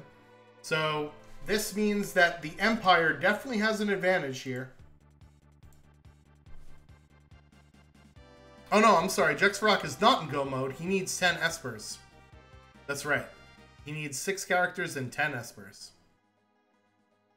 And it looks like he's going to go to the Velt check to try and get himself one of these 2 Espers that he's missing. Alright, so Questifer Workin, walking out of Dome of Siege, knows that it's not a character for himself. So this can be either an Esper for himself to put him in go mode, or something that he doesn't care about, an item or another thing for Drinks Glue.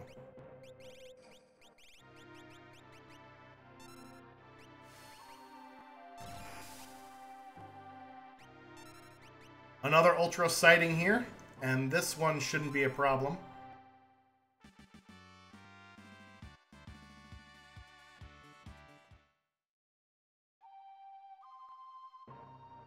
Let's see. Questifer Workin getting Starlit. That is Final Kefka unlock complete for him. And since he already has the skip, that I believe puts the returners in the driver's seat. So I misspoke before. The returners are definitely in go mode here. And I believe they both also have the skip. And unfortunately, Jexfarok coming down on top of his reward there from the jump command. You hate to see it happen. I'm not quite sure what the levels are for Questifer Workin, but it looks like he's going to take a dragon here in order to get his levels up just a little bit. Meanwhile, Jexfarok trying again for this particular Velt reward. And it looks like it's going to be not an Esper for himself, but yet more stuff for his partner, their Turdsman.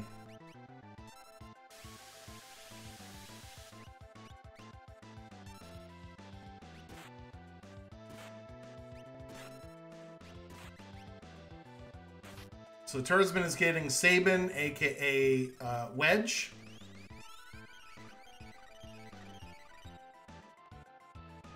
And Jexrock has got to do some more checks. Meanwhile, Drinks Glue forgetting to put the Moogle Charm on one of his party.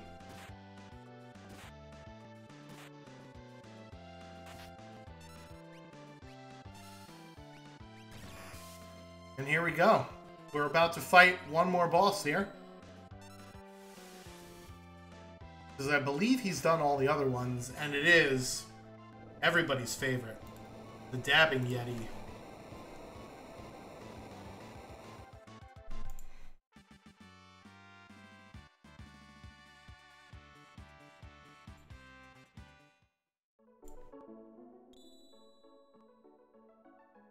Alright, so that is yet another Esper for Drinks Glue there from that Dirt Dragon fight. I believe Questifer Workin just needed the levels. And we've lost Jexrock yet again.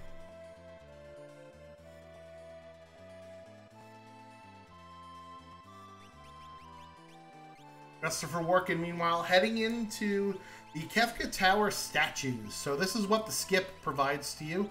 Again, if we are selected for the event, we will do the Perform in an Opera as part of a bid war. Or not a bid war, a donation incentive. And if that incentive is met, then all of our runners will have to do the Perform in an Opera quest. And as a nice reward for them, we'll let them get this skip into Kefka's Tower if they complete it.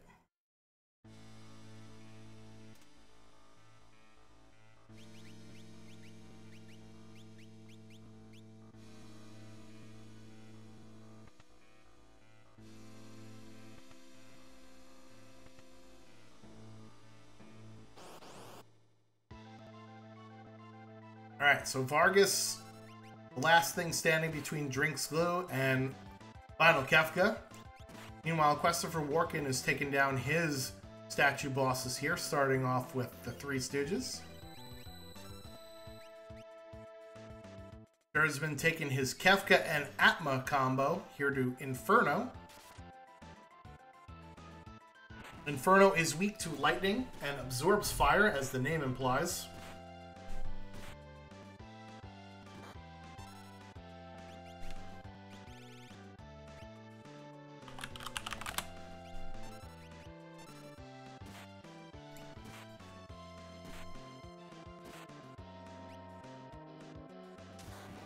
Alright, so Drinks Glue stepping on the switches there after defeating all of the bosses in Kefka's Tower and having Final Kefka unlock. So this is going to be our first chance to get a good look at the final boss. Unfortunately, Questifer Workin could not take out the Stooges fast enough. So if all three of them are left alive after a few turns, then they do that Delta hit, which basically petrifies one of your party members. And oh my god. When was the last time Questifer Workin saved? Thankfully, he's got his requirements because they are sent over Archipelago, but unfortunately, all of those levels that he had are gone. What a catastrophic turn of events here for Questifer Workin. This is the nightmare scenario. This is why you save after every check.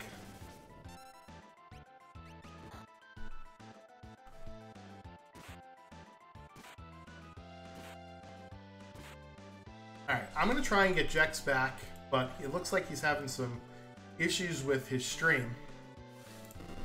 I do know that he did, looking at the Archipelago chat, he did find an Esper at the end of the Serpent Trench here. And it looks like, I think Turdsman also forgot that he has to do the Save Sid quest, too. Oh, man.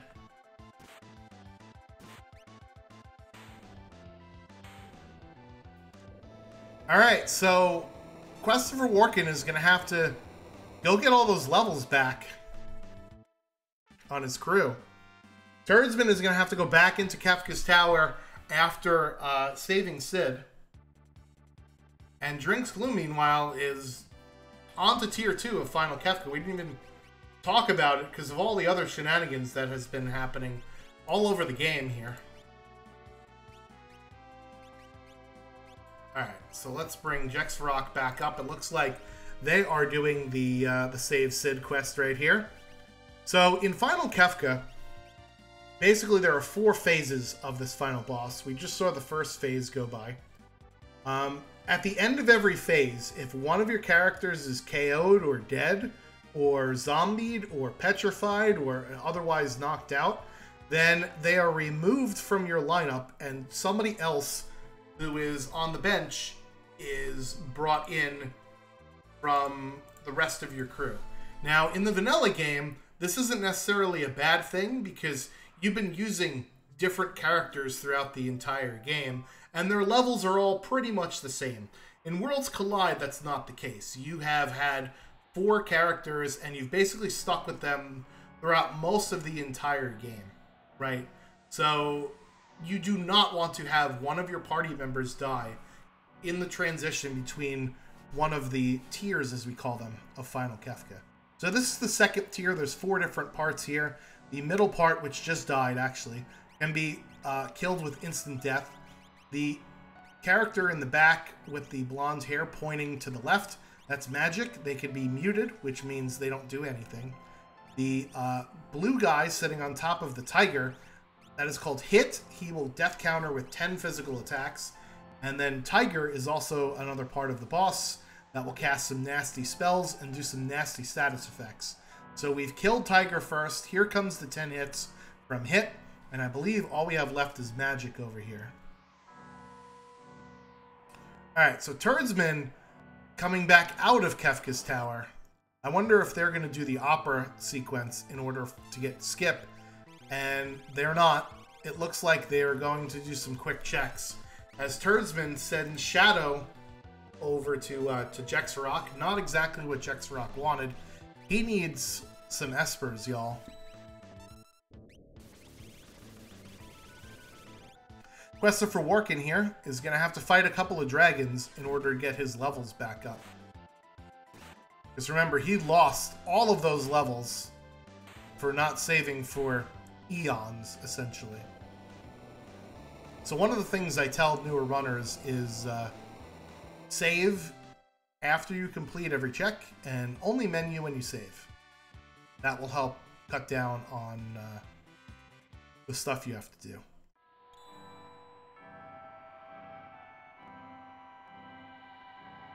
Alright, tier 3 now for Drinks Glue. So this is the 3rd tier of Kefka. This is arguably one of the more technical tiers of this fight. There are only 2 targets. One of them has 9,999 HP. The girl on the left absorbs every single element. So essentially you need non-elemental damage to deal with girl. Will heal and fully revive the other part of this boss.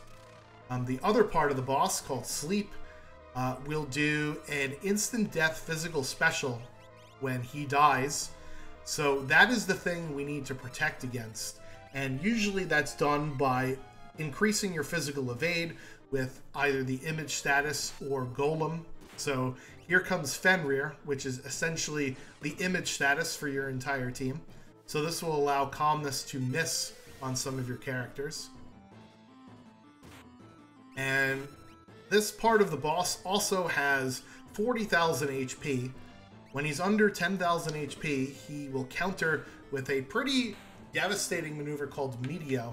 It is pretty powerful, around like 1,500 or so damage, but it is pretty inaccurate. So if you have high magical evade, it will miss. But we just have to be careful of that, and him using the Train ability, which will mute and blind your entire party. And in Worlds Collide, unlike in the vanilla game, we have fixed the evade bug, so blind actually does something. And you know who actually did something? Finally, Turdsman sending Palador over to Jexfarok, so Jexfarok is in go mode now too.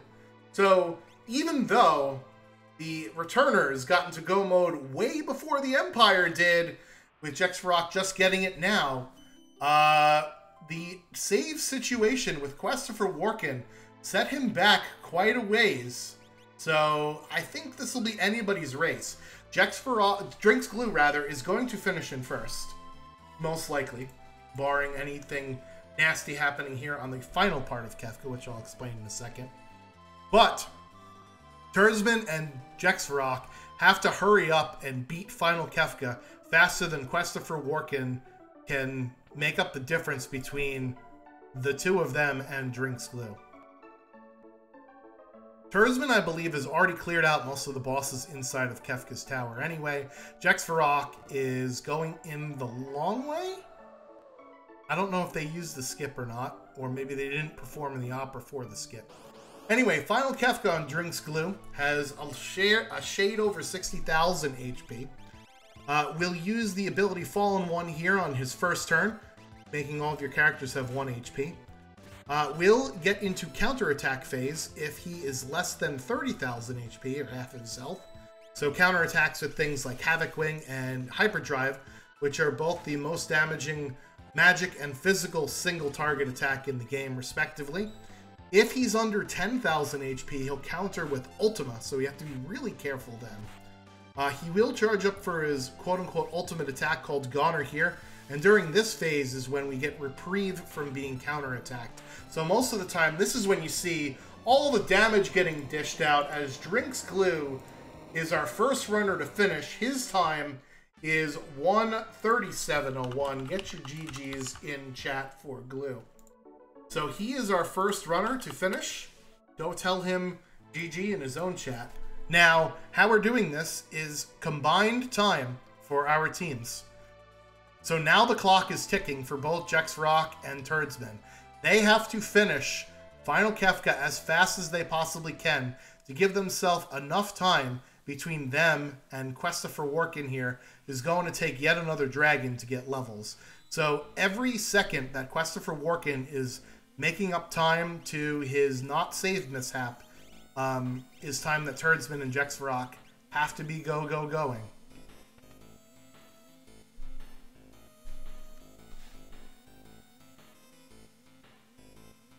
The other interesting thing that I did not mention, and I probably should have, is that these teams are doing info share, right? It is a co-op communication info share race. So each player knows what their partner is doing and is guiding them along the way.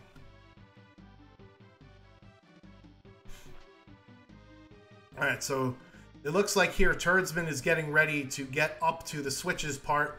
Meanwhile, Jexfarok, I don't know if he's been in Kefka's tower yet, because it looks like he's got to fight this Inferno boss.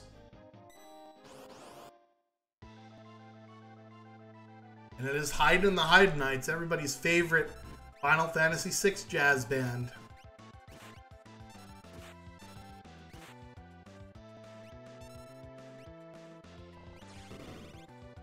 This is kind of a difficult boss because there are just so many parts of the boss. Merton, however, is a nice thing to have on hand because the main part of the boss is weak to fire and pearl and earth. And as you see, one of the Haydnites absorbs basically all elements. So if you keep one Haydnite around, then the big boss Haydn won't do his ultimate attack.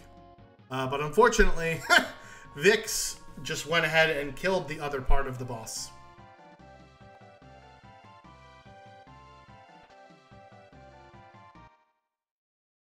Alright, so Christopher Warkin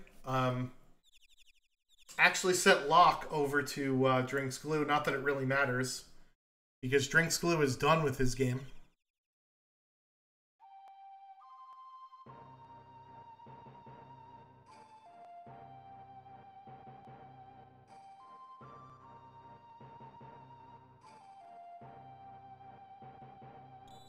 Alright, so Christopher Warkin's got to get his butt in the tower. Come on now, get in there. Alright, Turd's been fighting Welk here, which isn't dangerous, but just can be time-consuming, because Welk does like to slow your party down, and if you don't kill Welk in 2 turns, he will retreat into his shell, where you basically can't kill him, because the shell actually has one of, if not the highest HP per level in the entire game. Alright, so Christopher Workin doing some looting. I don't know what he's looking for exactly here, but time is ticking. Pearl Rod will definitely help, though.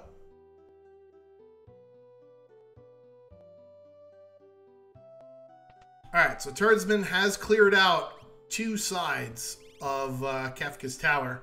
He just needs, I believe, the 3rd one here in order to fight Final Kefka.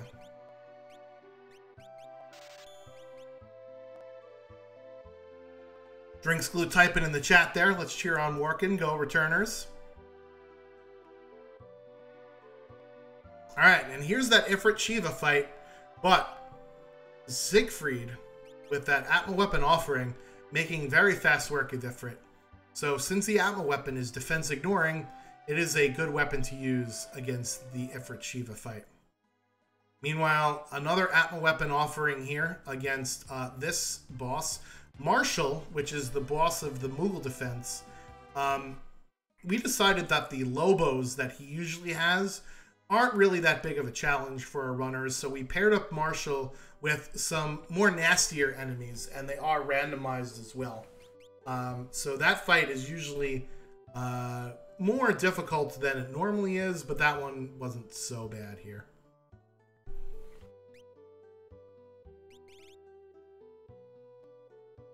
Alright, so it looks like Turdsman is heading up to Final Celis, as we'll call it.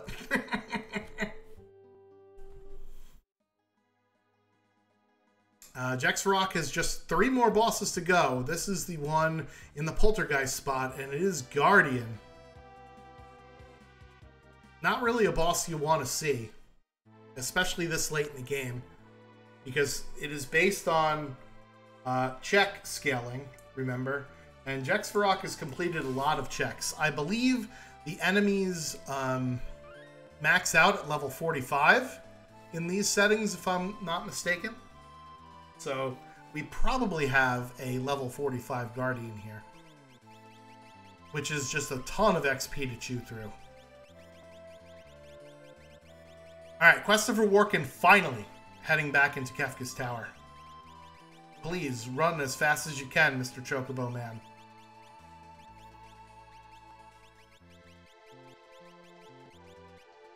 Because Jexrock only has 2 more bosses to go. Alright, so let's talk about Tier 1 since I kind of missed it earlier on. You can instant death that long arm there in the front. The head is weak to fire, and will death counter with Quake if it's left alive last. So normally we would like to kill the head first and instant death the long arm if we can. That balled up fist is weak to water. I don't think we have much water. Usually it's in the form of throw with a water edge or a lure with clean sweep or aqua rake. But since we don't have that, we're just going to hit the fist as hard as we can. That fist, however, does basically counterattack every time it's hit. So we have to be careful and take this fight a little bit slow, 1 turn at a time, to make sure that it doesn't punch one of our party out of existence. Because this is basically the armor check of Final Kefka. All physical attacks, but do a ton of damage. Meanwhile, Christopher Workin finding the Ghost Train, and it looks like Drinks Glue is just going to mosey on over and do some checks that he didn't have earlier on. Reminder, Drinks Glue has finished his seed.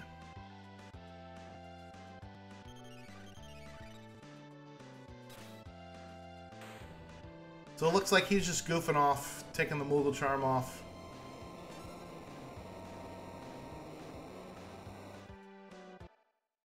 See, now normally I would say, you know, Drinks Glue, you can't play the game. Because if he finds something really good for Christopher Workin, that would be pretty sus. Because usually when you beat Final Kefka, that's your time and you're done. Right? So technically, he's done. Alright, I think we lost Jex Varrock, because normally Chatternook does take a while, but not this long.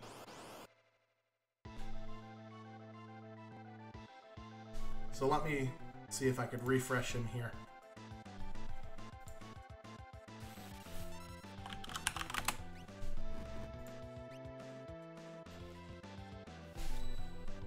Alright, instant death unfortunately did not work for Turdsman there. So again, you can instant death the middle part tools, and you can mute the magic part all the way on the left-hand side of the screen. Alright, let's see if X-Zone finally will connect. And it does not. Yick. Uh-oh. Muddle coming out here. Did we have X-Zone queued up? If we did, then this is a disaster. Okay. Whew. You ever get X-Zone muddled? It's not fun. You're basically, your entire party dies. Yeah, X-Zone is probably the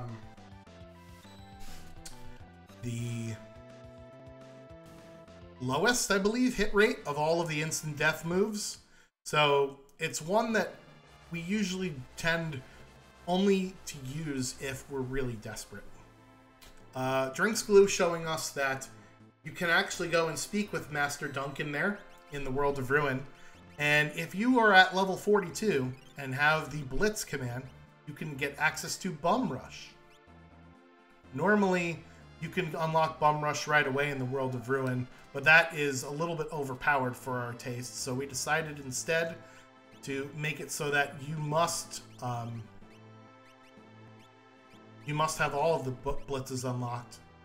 Alright, X-Zone finally completing for Turdsman. However, Kefka's been blocking everybody else's attacks. It's kind of like what he did in the Battle of Thamasa, if you will, in the vanilla game. So the only way to unmuddle your character is to hit them with a physical attack. And yeah, Turdsman not having good luck getting his Kefka unmuddled. You hate to see it. Alright, let's get Jex Varrock back up here.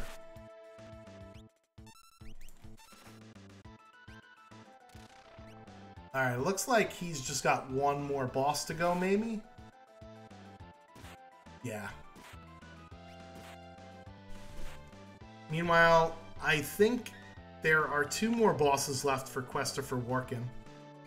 Ew, Rexol is kind of an annoying boss here. Especially with a Dataluma, aka Umaro, on your team. Because Rexol, unlike in the vanilla game, who possesses your body, we thought that mechanic would be ridiculously overpowered in Kefka's Tower.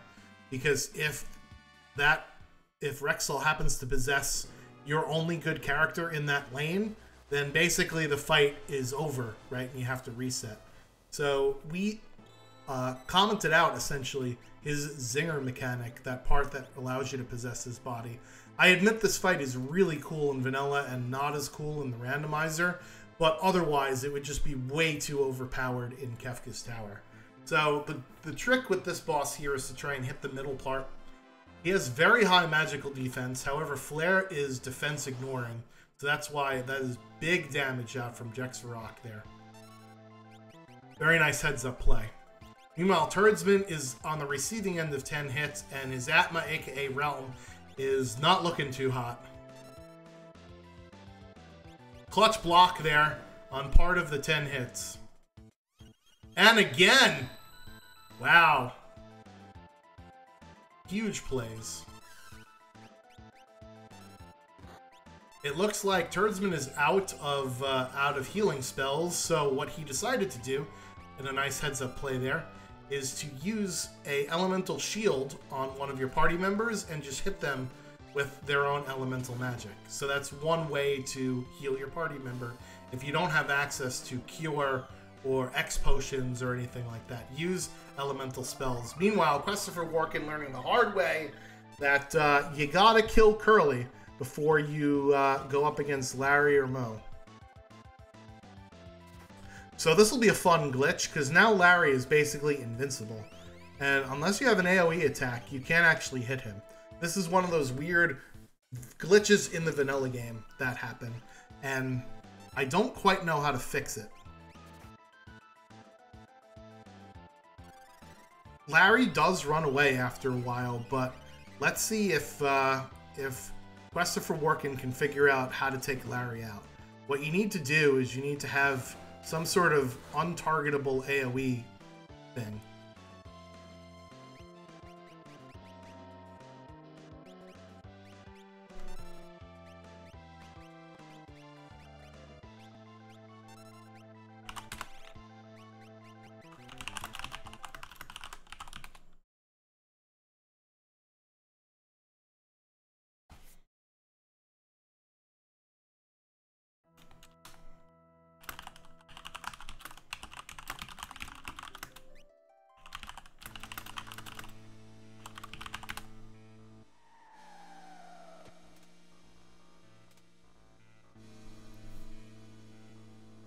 Yeah, so you can't X-Zone him again because he's not actually a valid target. It's kind of like what happens with Jump is they get temporarily removed from the battle and then get temporarily put back in.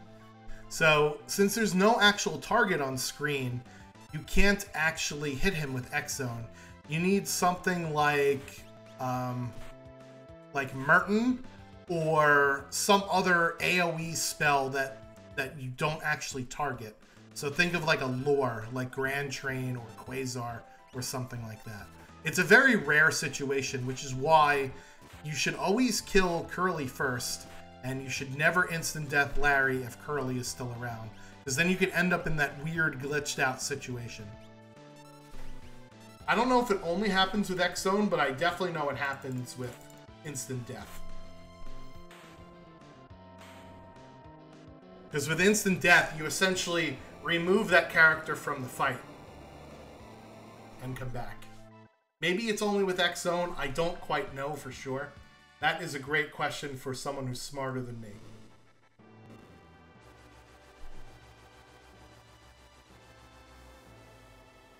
Alright, so Turdsman is up to Final Kefka here. Jex Varrock is on to Tier 2.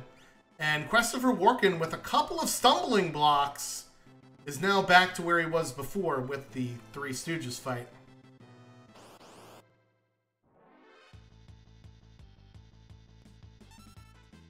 Having to put the Moogle Charm back on here.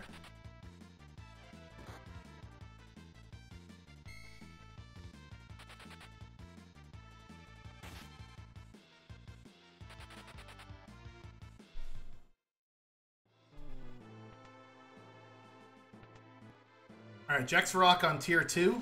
Remembering that the Tiger is actually weak to Ice, so Ice 3 doing a lot of damage there for him. Merton doing great work for Jex Varrock.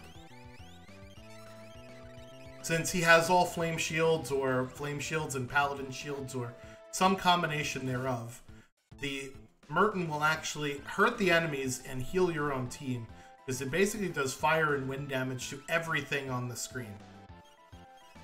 Turdsman, meanwhile, catching the Ire of Kefka here. He's got to be careful.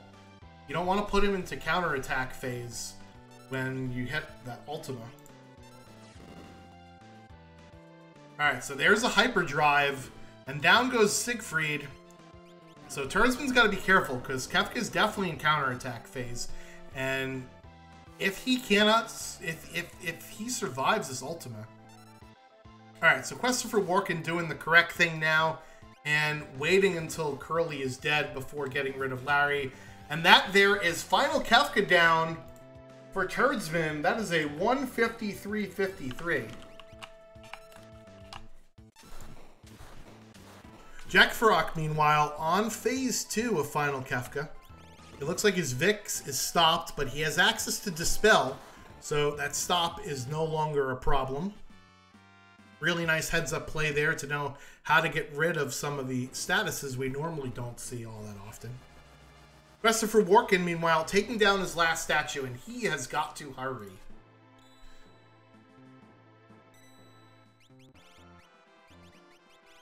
So Drinksglow talking to all of the NPCs. I wish I had turned the NPC tips mod on. So there is a flag that if you talk to the NPCs, they'll give you tips about the randomizer instead of like generic Final Fantasy VI lore. We should probably have that flag on by default, to be honest with you. But it was introduced as a way to get newer runners onboarded with the game a bit easier. Think of like the hint system in Legend of Zelda almost. Alright, so Jex Varrock here looks like they have got their tier 2 down and are moving on to tier 3. So just taking a look at the times here, there is a 16-minute and 52-second difference between Drinksglue and Jex Varrock. I mean, between Drinksglue and Turdsman. So Christopher Warkin has to be closer than 6 minutes and 52 seconds to Jex Varrock in order for the returners to win. That's essentially how the math works out. And with Jex Varrock on tier 3 and Christopher Warkin starting Final Kefka now, it is still a race, folks. So let's see if Christopher Warkin can power through some of his unfortunate struggles that he's had this seed in order to get a victory for his returner side.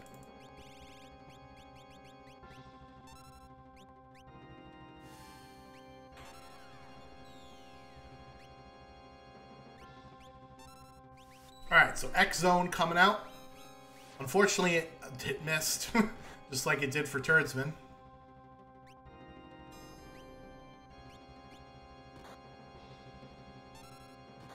Yeah, and here comes Tier 1. That, like I said, is the armor check, and Mog did not pass the armor test there. So we'll have to get him back up. Also, this tier likes to do R polarity to reverse your rows and really screw up what you're doing. This Christopher Warkin wants his Valiant Knife user in the front row, not the back row, as it is now. And unfortunately, General Leo goes down to calmness there. So that's that instant death physical attack I was talking about before. Our other runners had mitigations for it, but unfortunately, not Jex Varrock.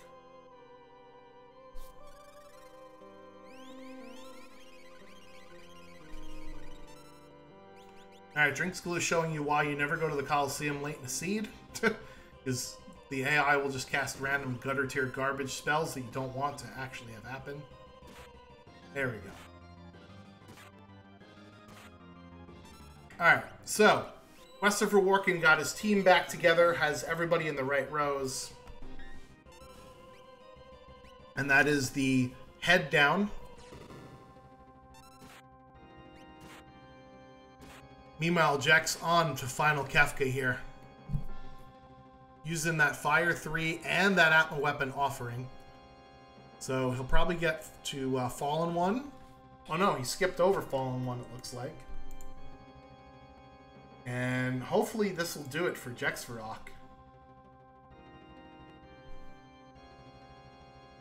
Alright, he's going to use Quick. So Quick, what it does is it stops the action bar of the enemies from filling up and your own characters and allows you to take 2 consecutive turns at once without any counterattacks in between. And that, doing 12,000 damage a turn, will do it for Jex Varrock. Get your GGs in chat. 1:58:30 is his final time. So again, Christopher Warkin needs to finish before 16 minutes and 50 seconds after 1:58:30. So that means that Christopher Warkin has to finish, let's see, at 1:14 and change, or excuse me, 2:14 and change or sooner in order to win this for his team. Still not out of it yet, as Celeste goes down here on tier number 2.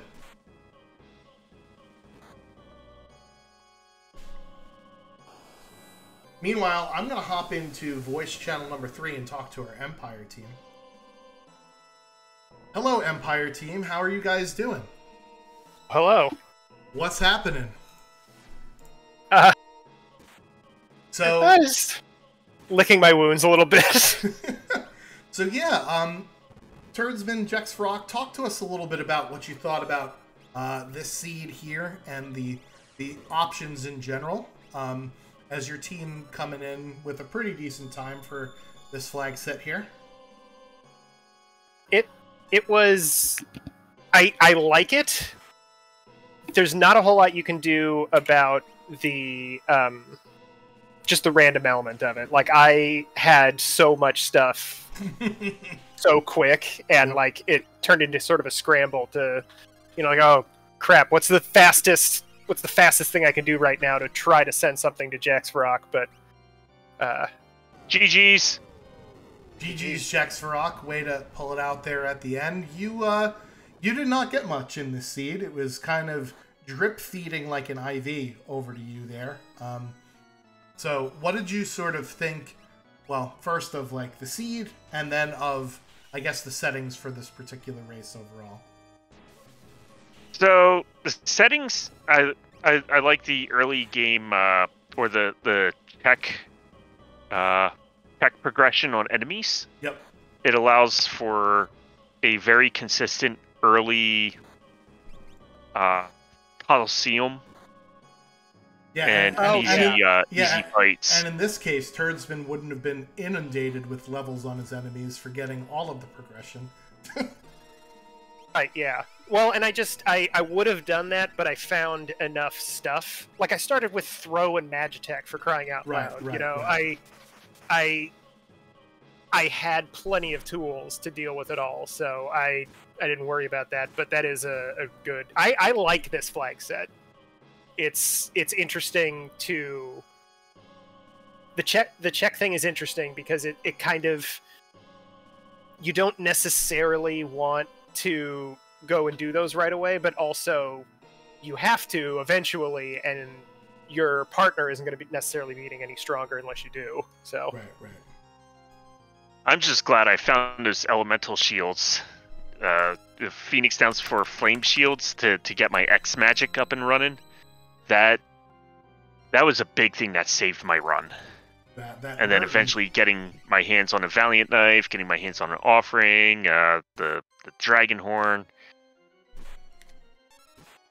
Yeah, so talk to us a little bit about, we are doing the end game Merton. Yeah, we are doing a submission for Multithon. Did I lose you?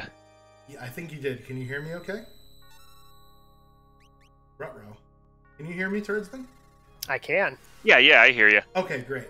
So, Jax Varrock, talk to me a little bit about, this is a submission for Multithon Rivals, and you guys decided you wanted to take the Empire sprites, which is kind of confusing, because you have to map the sprites to the characters that they actually are. But what do you think of the theme, and why do you think, Worlds Collide is a good showcase for sort of a multiplayer Rivals sort of marathon? Well, as the Rivals thing, we got returners, we got the Empire.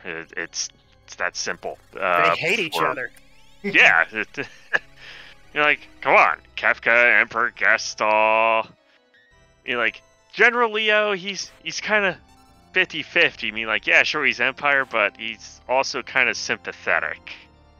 Right. So it almost doesn't seem like he belongs on the Empire side, but he does. Yeah. Yeah, that's more or less my thoughts on that. It's absolutely suitable for the rivalry thing. Yeah. So what about you, Turdsman? What about same question basically. Yeah, I kind of agree. It's got the a lot of RPGs have the evil empire or the the kingdom that's over there that's trying to blow everybody up or whatever. I think this one just has a really good set of sprites. I want to especially the loudest shout out I've ever given in my entire life to Atma's little feet. Yes. I love those things so much. I was like, no, the dog. Yeah, exactly. Realm's in the front of my party every single time. I need to see those things.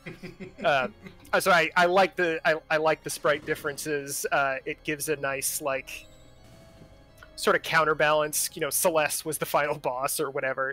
Right. And the Norse guards and stuff. Well, while we were doing the race, there was something I noticed with Atma weapon that was a little sketchy. But I don't know if I should say it, but so I'm not going to. But it was definitely hilarious. Yeah, for sure. Yeah, I think that's one of the great things about this game, about Worlds Collide, is that you can customize it to be whatever you want to be. Right? We obviously chose sprites from the game, but there are sprites from all sorts of different games. If you wanted to play as the cast of Final Fantasy IV, go for it. Chrono Trigger, have at it. Even, like, there's a Doom Guy sprite. Like, yes, I would like to play as Doom Guy, please.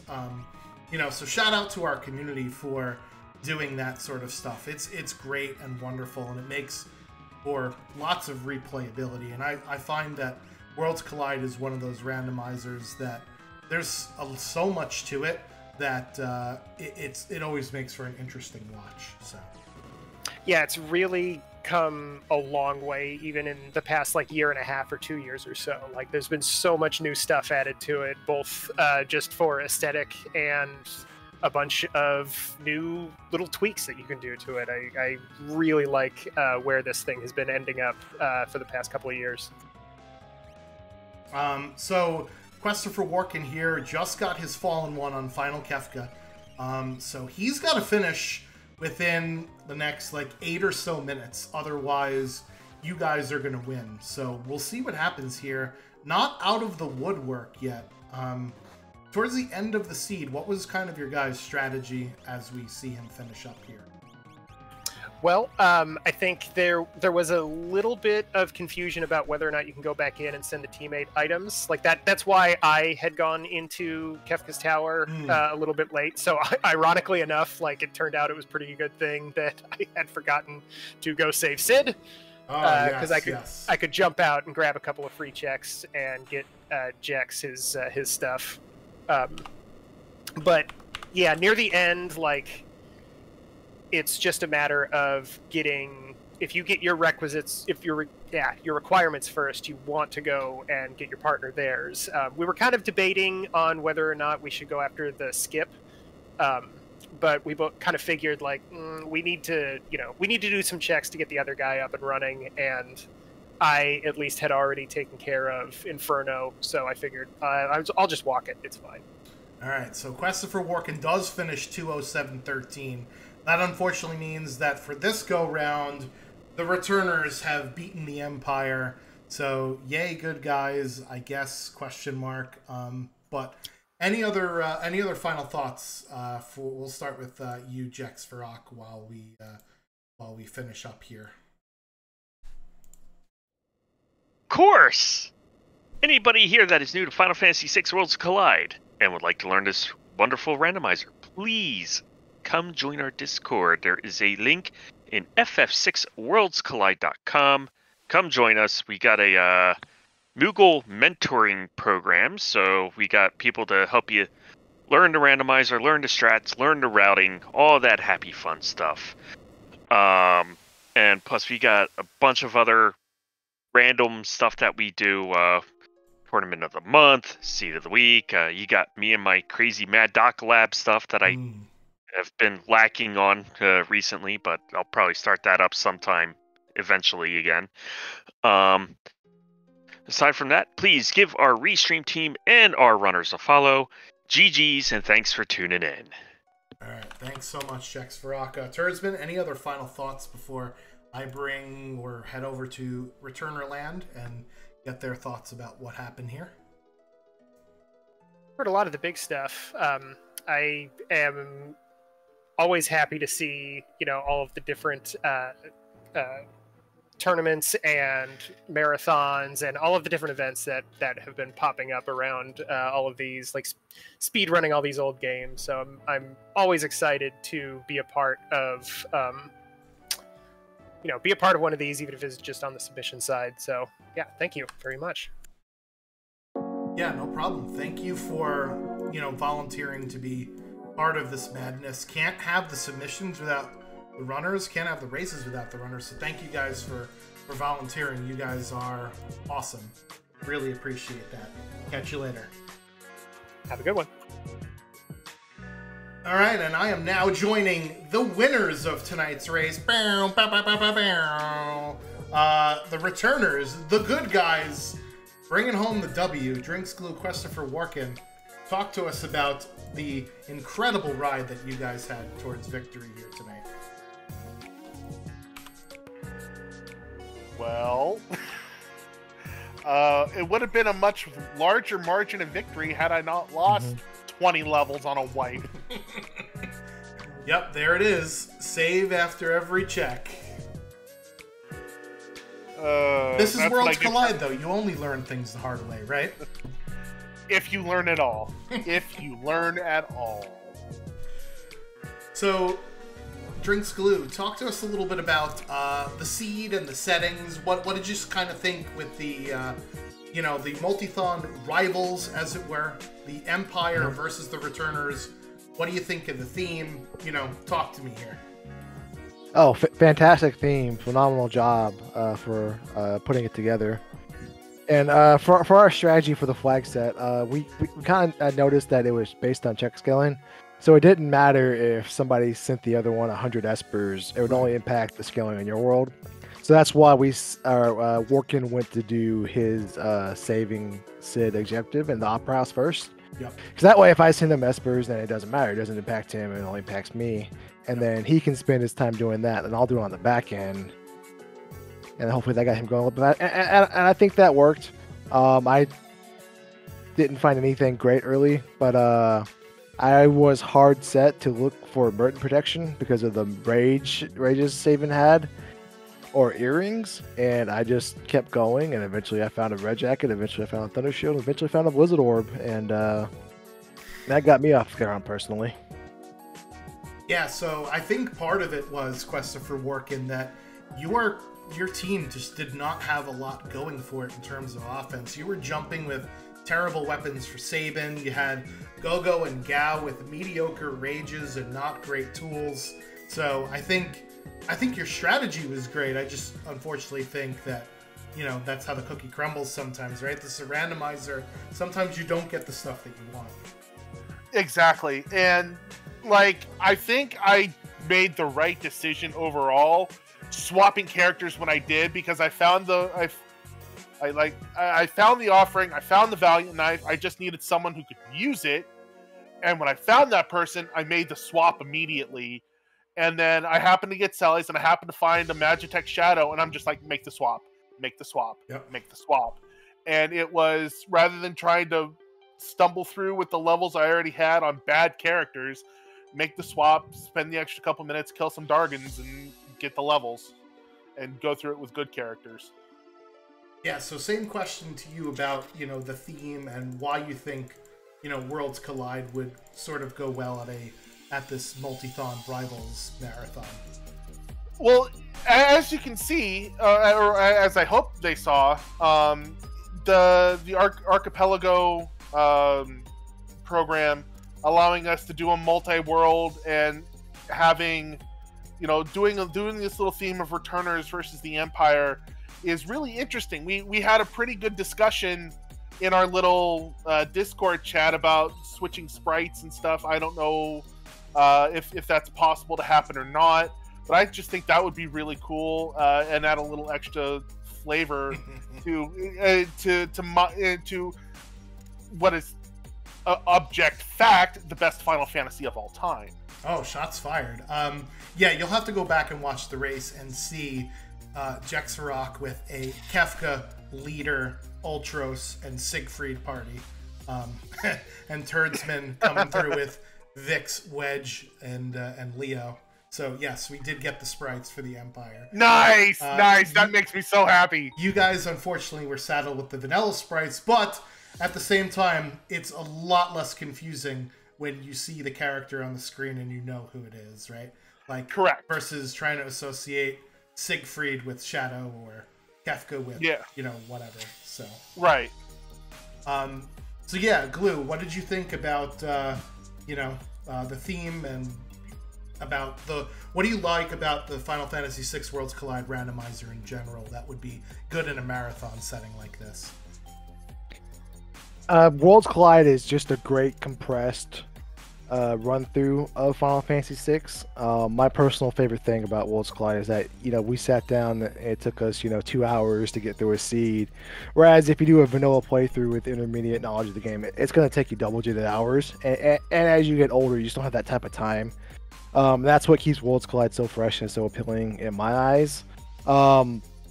Returners, I know. Spoiler alert: if you play Final Fantasy VI, the Returner Imperial rivalry kind of takes a backseat in the second half of the game. Some stuff happens. You may or may not know what happens, but the rivalry kind of flips upside down its head. Somebody wins. Neither side wins, but one individual wins. But nevertheless, it's really creative. It's really defining of the opening or the first half of Final Fantasy VI, and it's just cool to be able to put that as the theme for our submission. Yeah, so with that being said, Christopher Warkin, you got any other final thoughts before we wrap up here? Wark, Quay, Wark. And Drinks Glue. I guess that leaves you. Yeah, if you like what you saw on screen today, Jexrox probably alluded to this doing his sign-off, but Yep, FF6 World Collide, we have a very wonderful community. More than willing to help you out if you saw anything on here that piques your interest and you wanted to replicate it, whether it's Worlds Collide in general or multi-world. Tomato. We'll be more than happy to help you or assist you, get you going. Moogle Cup shameless plug. Yep. So we did talk about the mentor program and Moogle Cup with Jex before he signed off. But thank you guys so much for volunteering to be runners for the submission video and hopefully for the regular event as well. I love doing charity marathons. It's a great way to have fun for a good cause, and I really enjoyed putting this together and then watching it come out on screen. It was more than I hoped it would be. So hopefully all of the viewers enjoyed as well. But, got a shout out to the runners. Can't have the races without you guys. So thank you guys so much for volunteering for this. Oh, yeah. I had fun, even though I died and all that kind of not so happy fun stuff. Listen, but you only learn things the hard way in Worlds Collide now. If you learn them at all. Yep. So, all right, boys and girls and Moogles of all ages in chat, thank you so much for hanging out with us while we did our Multithon rival submission, Empire versus Returners. Returners won this go-round, but make sure at the end of September, if we are chosen for the marathon, we could see who wins it for real. This was the practice run, and hopefully the Returners can carry that momentum into the real deal. Until then, we'll catch everybody on the next one. Peace out now. Work. Bye-bye.